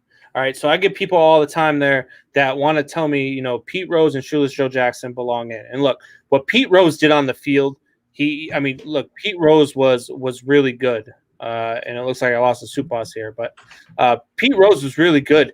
And so that threw me off a little bit. But for Pete Rose, what he did 4,000 hits is nothing to sneeze at. And Pete Rose absolutely, for what he did on the field, should be a Hall of Famer, and he is a Hall of Famer. But what he did in the game, this is where you draw a line. What he did is seen even by his teammates as one of the dirtiest things that you can do in a game. I've said it before. I went to a luncheon once, and it happened to be Johnny Bench was there. So I sat down and I got to talk baseball with Johnny Bench. One of the highlights of my life. Okay. So I'm sitting there with Johnny Bench, and I asked him, I said, Johnny, all this talk about Pete, I can't believe that they won't let him in the Hall of Fame. And he's like, let me stop you there, young guy. What he said, let me stop you there, young guy, because you walk into the locker room, there's one rule, and everybody knows this one rule, and that's do not bet on the game. And so for me, that put that in a different perspective for me. Him and Shoeless Joe Jackson, it just put it in a different perspective for me. Shoeless Joe Jackson is kind of a different take because a lot of people, it's never been proven that he was a part of that scandal for the Black Sox. And I'm not so sure that he was not, so it's a fine line, but I think because of the gambling, I would let the steroid era in. But I think Pete Rose and Shoeless Joe Jackson and the 1918 Black Sox are on a different level, and if they get left out, I don't have a problem with that. I'm sorry, and I didn't plug in my laptop, so unfortunately, first mistake there, making sure I check every single wire, so it went off. Sorry about that, guys. But listen, my only issue in that aspect, you're talking about Hall of Famer in every single way, shape, or form, but I get what he's saying. but to not sound almost disrespectful to one of the greatest players in the game, who cares? I don't care. I don't know. I guess I'm just this negative, grumpy guy with this stuff. But to sit there and say, we all knew there was one thing you didn't do, and you didn't do this. Okay, but you're okay knowing that guys were using pine tar in a certain way they weren't supposed to, or putting shit on their gloves as pitchers to be able to get a competitive advantage. I hate hearing that shit. Listen, because it's you saying you are holier because you stood by this one unwritten rule. And I'm so sick and tired of that's the reason why baseball has another problem. It's the unwritten rule aspect. Cut that shit out.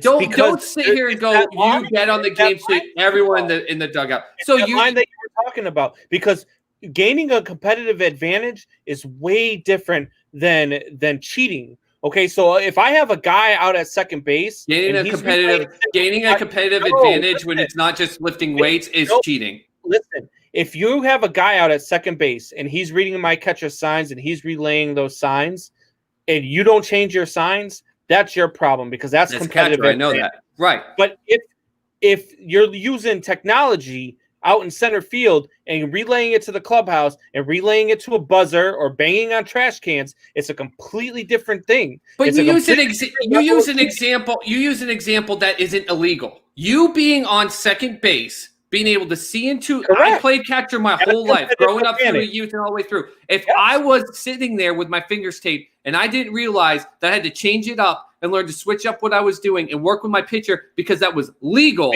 that's one thing. But to sit there and say that was an unwritten rule and everyone knew that you followed that, when you knew that your players were pine tarring the shit or scuffing up the balls, don't give me that shit. That's cheating. Cheating's cheating. That's why teams throw at guys. That's why they do that. That's why benches clear when they think that you're stealing signs, because they're policing themselves. But when you're doing it at a different level, it's no longer competitive advantage.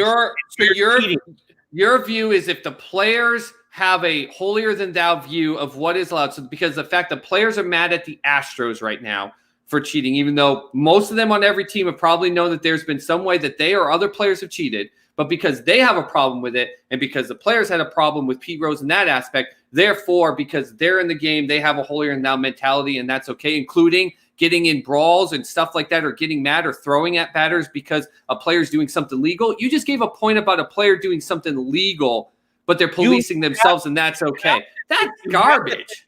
You have to take account what the players what the players do, and how the players see it, because they're the ones playing the game. It's just like players want to throw at a batter because at second base he legally looked at a sign, but they don't want to hit a player because they know he was juicing and it helped him crank the shit out of that ball. And you're telling me that's okay?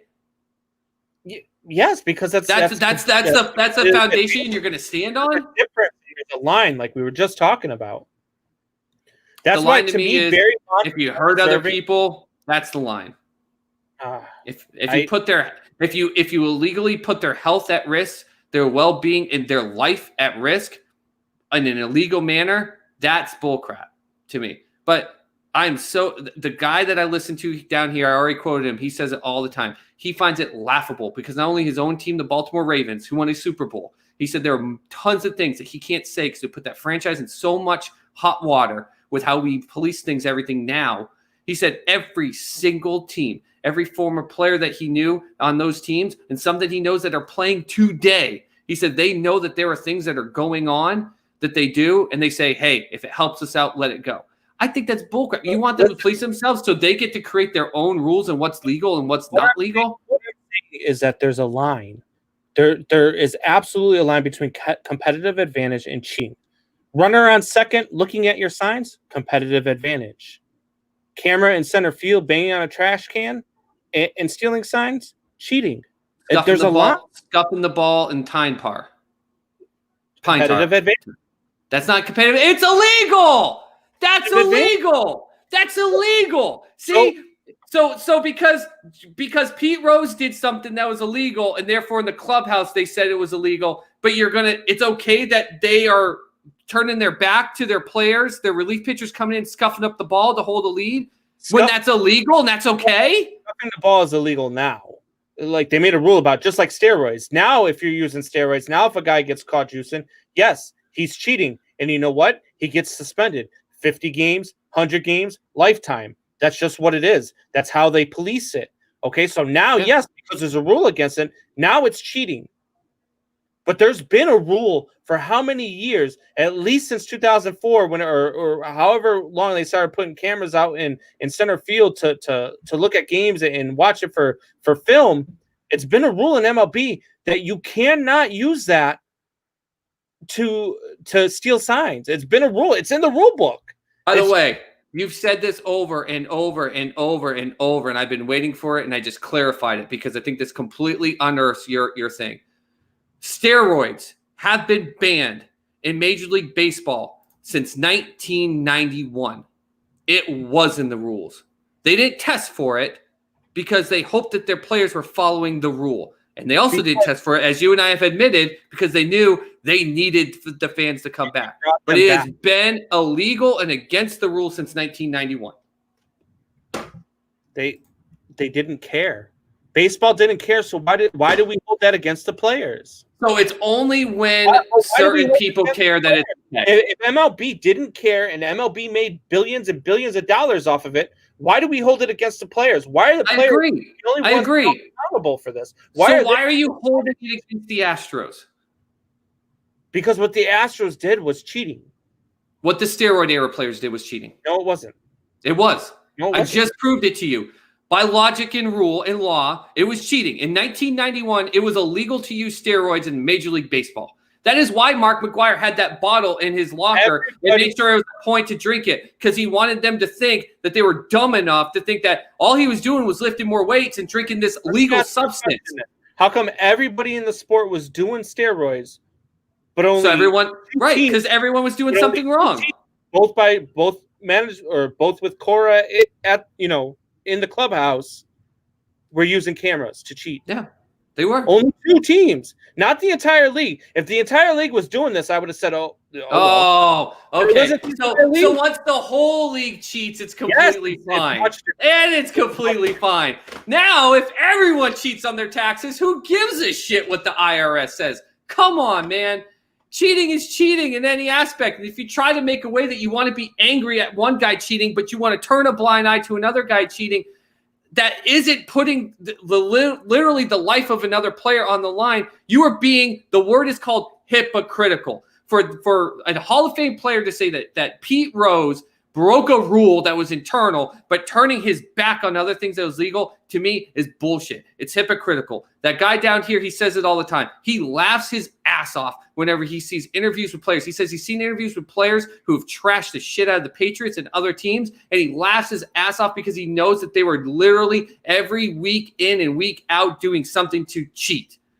They're all cheating to gain a competitive advantage. The Astros got caught. And because they won a World Series, people are pissed. People are pissed because the Patriots got caught with filming in a way that they weren't supposed to, and they won a Super Bowl, so people get pissed. That's why people get pissed. Pete Rose was one of the greatest, if not the greatest hitter in Major League Baseball, but because he was betting on games, people are pissed. People only get pissed at the people who win. If you are 30 wins in MLB, but you are filming people, no one gives a shit. Everyone that holds it against Barry Bonds, and you and I are on the same page here. Barry Bonds, Mark McGwire, Sammy Sosa, they're all pissed because they got the attention and they won things. We're not on the same page. Do you think that McGwire and Sosa belong in the Hall of Fame? I believe Mark McGwire barely belongs in the Hall of Fame. I think Sammy Sosa does not. Yeah, I don't think either one of those guys belong in the Hall of Fame at all. And I put McGwire just barely in. I'm not saying like he's a sure stead. I would put him in. If you take away their home run numbers, just the home run numbers, any other stat you could bring at me, and if you tell me that this is why they're Hall of Famers, I would agree with you. But take away the power numbers, and what are they? Yeah, that's why I barely have him. Now, the reason why I barely put Mark McGwire in there, and this you're probably going to get mad at me, Mark McGwire was still a halfway decent first baseman we need to. He made some flops, but he also made a lot of big plays at first base defensively. So that's just why I do it. Sammy Sosa was not a good outfielder. He really wasn't. He made some really boneheaded friggin' errors. I mean, he could throw you off from 1,000 yards away, but he He wasn't a good outfielder. And I'm a Cubs guy. I mean, I love the Cubs. I mean, obviously, I'm wearing the shirt, flags behind. No. I love the Cubs. I make no bones about it. But Sammy Sosa was not a Hall of Fame baseball player. He just wasn't. He was, other than home runs, he did nothing for you. I remember watching. He had a cannon of an arm, but he also threw it into the first row of the third baseline. Sometimes Right. he was trying to make that throw because he didn't have the accuracy. In '98, when they were in that run, or '99 it was the year after, they still had a chance to make the playoffs. They're in a pennant race, and I remember watching in September. He struck out something like, I think it was like 72 times in September alone. I mean, that was a full season for Barry Bonds. Yeah, that was another thing that I brought up that I don't know. I'm surprised I didn't get more reaction out of it. I'm surprised more people didn't yell at me. I'm shocked. I'm shocked that we don't have more right now. Barry Bonds, Barry Bonds to me is the best player to ever step on the field. I have him over Babe Ruth. The numbers are just there. The guy was, he was the most feared hitter of all. I mean, they would walk him with the bases loaded. The guy was. I remember when his dad died, and he took 2 weeks off or a week off or whatever, and he came back on a Sunday night game, and he came in to pinch hit. The first pitch thrown to him got hit in McCovey Cove for a walk. Yep. The guy was an absolute freak. Like 373 at bats, 376 times he reached base. 373 at bats. I don't disagree with you, man. There we go. We found something we can agree on right there, because I don't disagree with you. I wish you would. I want to argue this with him. No, I don't. I don't. And I'm going to tag you in Sports Soup because we've got one of our admins there. He's a huge hardcore. He's a Giants fan, but he's a big-time Barry Bonds fan. And whenever anyone brings up, they just go, "Oh, cheater." He lines up the statistics. He does a great job with it. So I'll tag him in. I think Jared got mad at us because Jared's gone. He hasn't said anything in like 10 minutes. I think he got mad. Either that or he's taking care of the baby. But either way. Could be doing that too. All right, so we're gonna take a break here, and then when we get back, we're just gonna go straight to you guys. We're gonna skip our way or no way segment this week. We went a little bit too much with quarterbacks and our baseball argument. Hope you guys enjoyed it. Definitely give us some feedback though. It's time for Shop Talk. We want to know what you guys want to talk about, what you guys want to hear. We want to interact with you guys. Have a lot of laughs. So give us something. Hopefully, we didn't lose anybody with our talk about steroids and baseball, and this guy over here having Drew Brees at number 2. Hopefully that didn't lose anybody. So we'll be right back. Jameis Winston.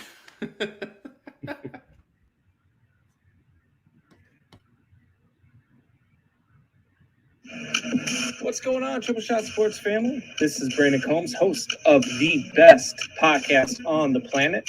That's the Triple Shot Sports Podcast. Be sure to join myself and Soup Boss Chad Lounder live for 2 hours. Yes, I said 2 hours every Sunday, Tuesday, and Thursday at 8 p.m. Eastern and 7 p.m. Central on the RTF Sports Network Facebook page and YouTube. And if you miss any part of the show, you can hear us every Monday, Wednesday, and Friday on the drive home at 5 p.m. Eastern on rtfsportsnetwork.com. All right, guys, we're back. It is time for some shop talk. There. All right, so let's get to some of the comments here. I mean, we had a bunch of comments here. Strikeout Beer was blowing it up. Jared was blowing it up. Let's see what we were saying here. Yeah, Jared said to yell at each other about. Fuck that fat fuck Ruth. It's Bonds all day. Oh, Jared, you never disappoint, buddy. You never disappoint. I mean, listen. Babe Ruth is still one of the great. It's one of these crazy things when people try to debate who's the best. But listen, Barry Bonds.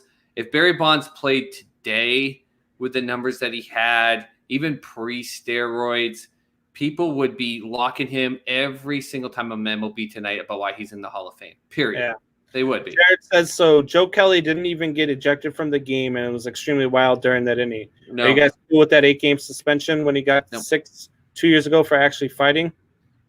No. That's not off topic. And Jared, as a Sox fan, I agree with you in the Joe Kelly thing. I know that we love him. He has a place in our hearts for what he did. And the Joe Kelly Fight Club, a lot of people don't realize, started in Boston. Like, it was a big thing. We loved his grit. We loved his determination. I don't agree with it MLB said it was because of his prior activities and that 6th game that you're talking about. That's what they're saying. It's continuing to grow. But my challenge with it is I hate the fact that the ball went towards his head. He shouldn't have been throwing when he wasn't accurate, but he didn't actually hit the guy. He didn't get ejected because he didn't actually hit the guy. Now, it was dumb. He needs to be suspended something. A lot of people and fans, I think he'll get knocked down. But 8 games in a 60-game season, I think someone brought the statistic up. What is it, Mr. Combs? Something like 30-something games or 36 games in comparison to a normal season? I think it was looked at harshly because it was the Astros. I mean, it's not any secret that teams are going to go out there and they're going to be headhunting. And so the fact that he went out there and he did it, and then how he reacted afterwards is what warranted that 8-game suspension. And look, I mean, 8 games in a 60-game season, it's long. It sucks for the Dodgers, but I mean, you threw at the guy's head. I mean, I'm okay with it. I'm fine with the 8-game suspension. I think he appeals and he gets it down to 4.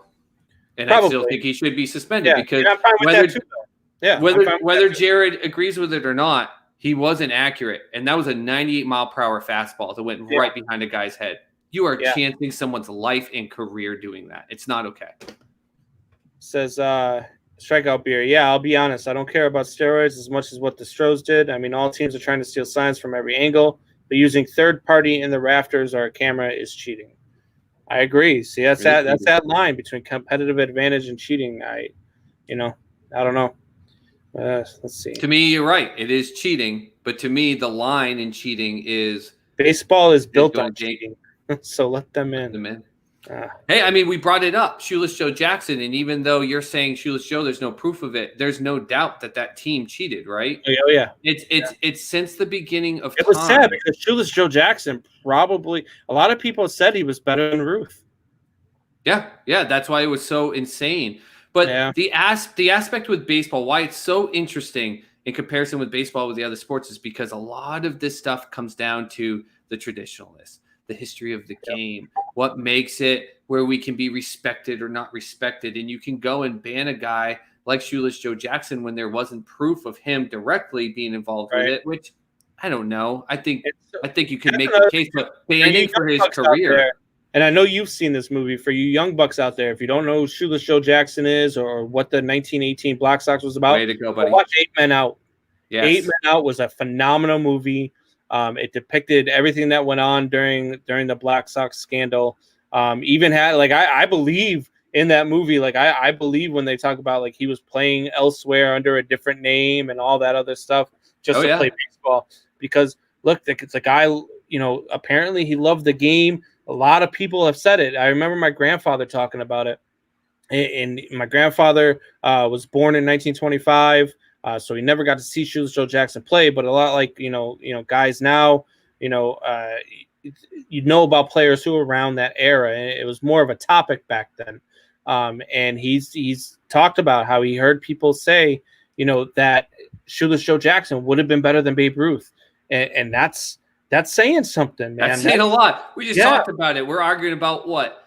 When with him and Babe Ruth and Barry Bonds is 1 or 2, when people are saying that Shoeless Joe would have been better than Babe Ruth, you're then putting him in the top 3 conversation of all time. That's the other thing too. When we get to the Hall of Fame, and I know I said that I'm okay if they keep Pete Rose out. I would let him in. I'm not saying that I wouldn't let him in. I'm okay if they don't.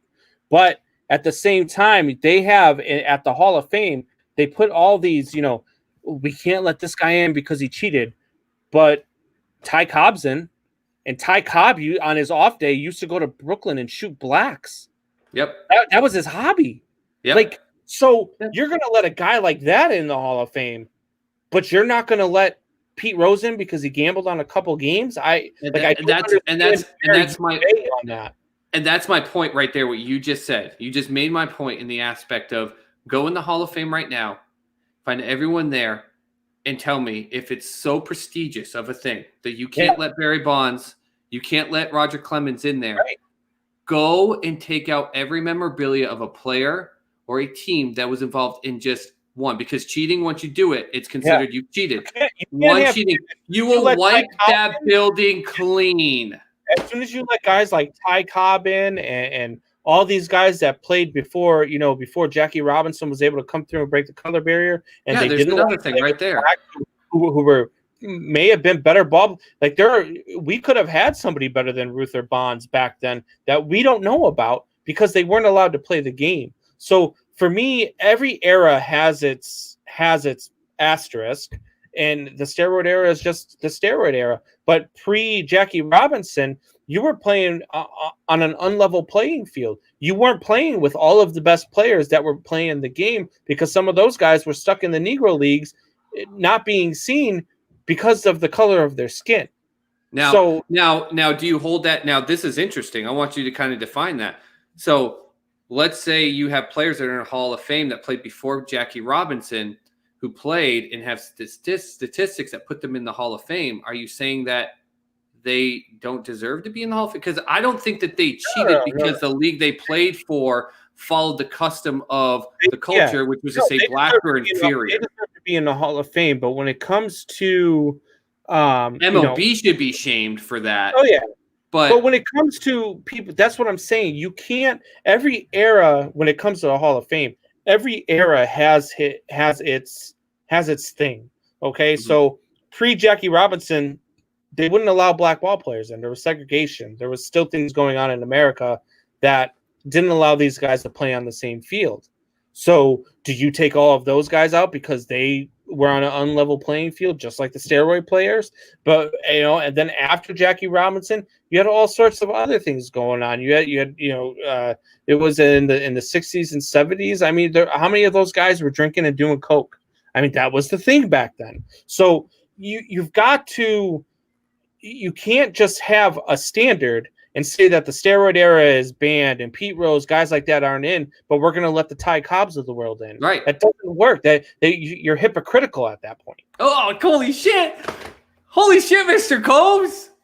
You literally just made my point of everything I just fought with you about. Well, look, you're gonna judge it. You're either gonna judge this. If cheating is cheating, then judge them all that way. That's fine. If you want to clean it up, but go walk in that Hall of Fame and get ready to tear down 90% of those players. Seriously. Yeah, no, you're not wrong. Or you go with the steroids era as it's okay, even though I proved to you that steroids were illegal as of 1991, just because they didn't test for it doesn't mean it wasn't illegal. And just so you're saying all these other players were doing things, Ty Cobb was doing things he wasn't supposed to, but they're in the Hall of Fame and we consider them some of the greatest players, then just let it be. Let it be. And you know what? The Astros get caught cheating. Let's go back to it just real quick. They got caught cheating. And if from now moving forward, every single one of their players and all that team success goes straight down the shitter, then you know what? For history, they will be known as that championship, though it will be a championship, will be the most tainted one because it'll be loaded with the most bullshit period ever. In comparison. So we're talking Hall of Fame. Let's look at guys who that are newer to the game. So guys under 5 years. I'm not talking about like Mike Trout or anything like that because we all know Mike Trout is headed to the Hall of Fame. I mean, I'll be shocked if they could put him in right now. They'd put him in right now. He's just. If they could try to make him the face of the league to do something with their younger viewers, maybe they would do that. Yeah. So let's go with guys with 5 years or less in the league. Who are some of the guys that you think are sure locks for the Hall of Fame? Oh man, I mean, surefire locks. Yeah. Under what, 25? Yeah. Oh man. I would say a guy like Xander Bogaerts is probably on his way if he maintains pace. Holy cow. You and I were on opposite fields with him going into the season. You called him the LVP, and I said I didn't think that was going to be the case. But you know what? I don't agree. I don't think he's on pace for the. No, he's not right now. He's having a good start. He's proven me wrong, and that doesn't surprise me at all. I felt like he was going to have a down year because I felt like, and he still might. Like I think he's going to have to press to try to do good things with that team, and I don't think he's going to be able to maintain the pace that he's on. But we'll see. I could be wrong, and I wouldn't be surprised if I'm wrong about that. But Xander Bogaerts has all the tools. Javier Baez is another guy. Javier Baez is the kid is a stud. I mean, just he's the best shortstop I've ever watched play the game, and he's just every aspect of his. Yeah, he's like Mike Trout. I mean, he's a 6-tool player. He's very good. He's good in every aspect of the game. Then you got guys like I think Vlad Jr. is one of those guys who could be better than what his dad was, and his dad's a Hall of Famer. Vlad Jr. The guy's good.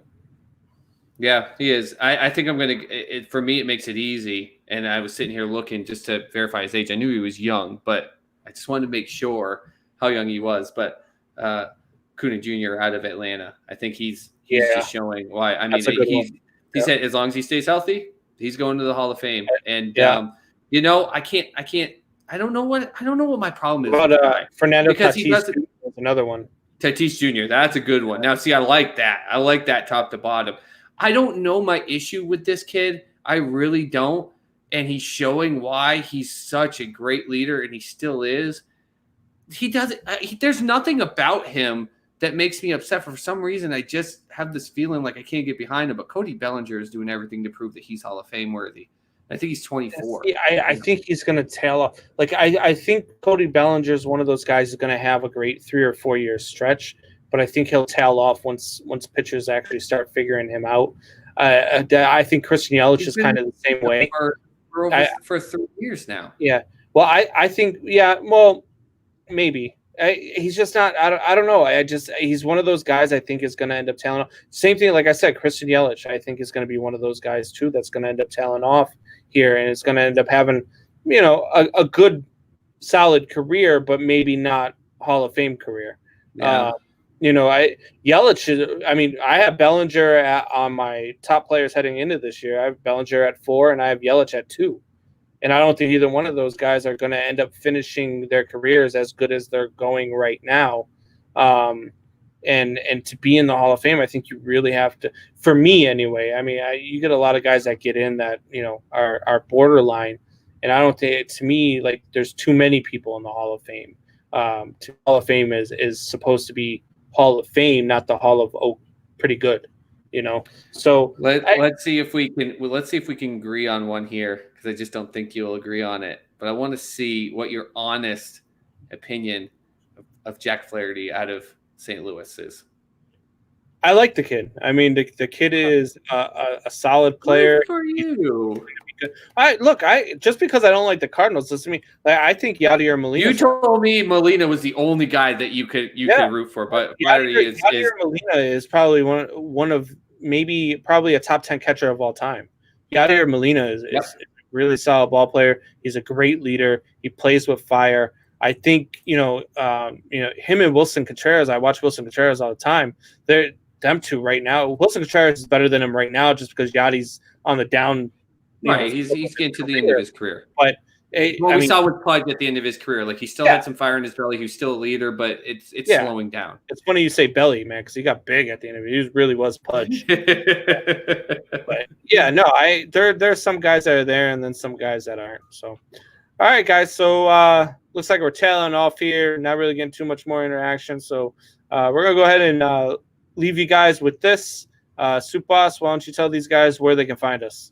Yeah. So, guys, listen, we're really trying to get a lot of interaction here. We've been super pumped. Just the beginning of the show itself just showed how much interaction we were getting. We love it. But we need you guys to continue to follow us. And so we're really trying to build our presence online. Of course, social media is the way it is. So on Instagram and Twitter at 3Shot Sports. So the 3 is the number, and then Shot Sports.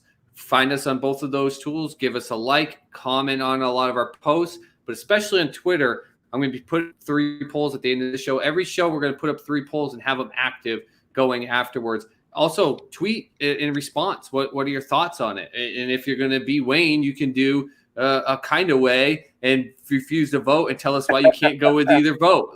But get on there for both of those. Also on Facebook, of course, you can find us on the RTF Network, Sports Network, and on our own page, Triple Shot Sports. But also on YouTube, which hopefully we've got some people on there. On YouTube, you have to search for Triple Shot Sports Podcast to be able to find us. We've done a lot of work to get it up, even if you search for Triple Shot Sports. But if you put podcast at the end, get it in there. Please, please, please subscribe, like every video, comment on it. Let us know. Hit us up on all of those. I'm at work. I won't get fired. My boss won't fire me. Unlike you, Mr. Combs. I'm interacting throughout the day. I'm posting throughout the day. I'm doing different things throughout your workday. When you're going to the bathroom and you want to all of a sudden bring up a topic for us to debate on, we're going to listen to it. Me and Brandon here are going to talk about it, interact with us on all those. So again, at 3 Shot Sports on Instagram and Twitter with the 3 being the number, and on YouTube, 3 Shot Sports Podcast, and on Facebook, Triple Shot Sports, and the RTF Sports Network page. All right, guys. So thanks for joining us. Thanks for interacting. It was very fun. Had a lot of fun. I walked off the set for a minute. So, I mean, we got heated. We had a lot of fun with you guys. It was still good, though, sir. We'll be back here on Thursday. Hope to bring some more fire to you guys. Hope you guys join us again. Definitely interact. Again, at 3 Shot Sports on Twitter, Instagram. Find us on Facebook. Have a great night, guys. Take care, guys. Go Cardinals. I really got to find that mute button. I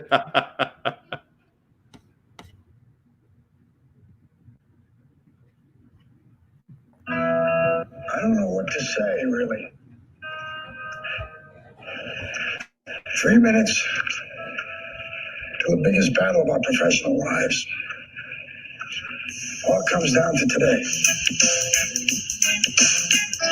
This game is a part of our past, Ray. It reminds us of all that once was good, and it could be again. Oh, people will come, Ray. People will most definitely come. Great moments are born from great opportunity. And that's what you have here. That's what you've earned here tonight.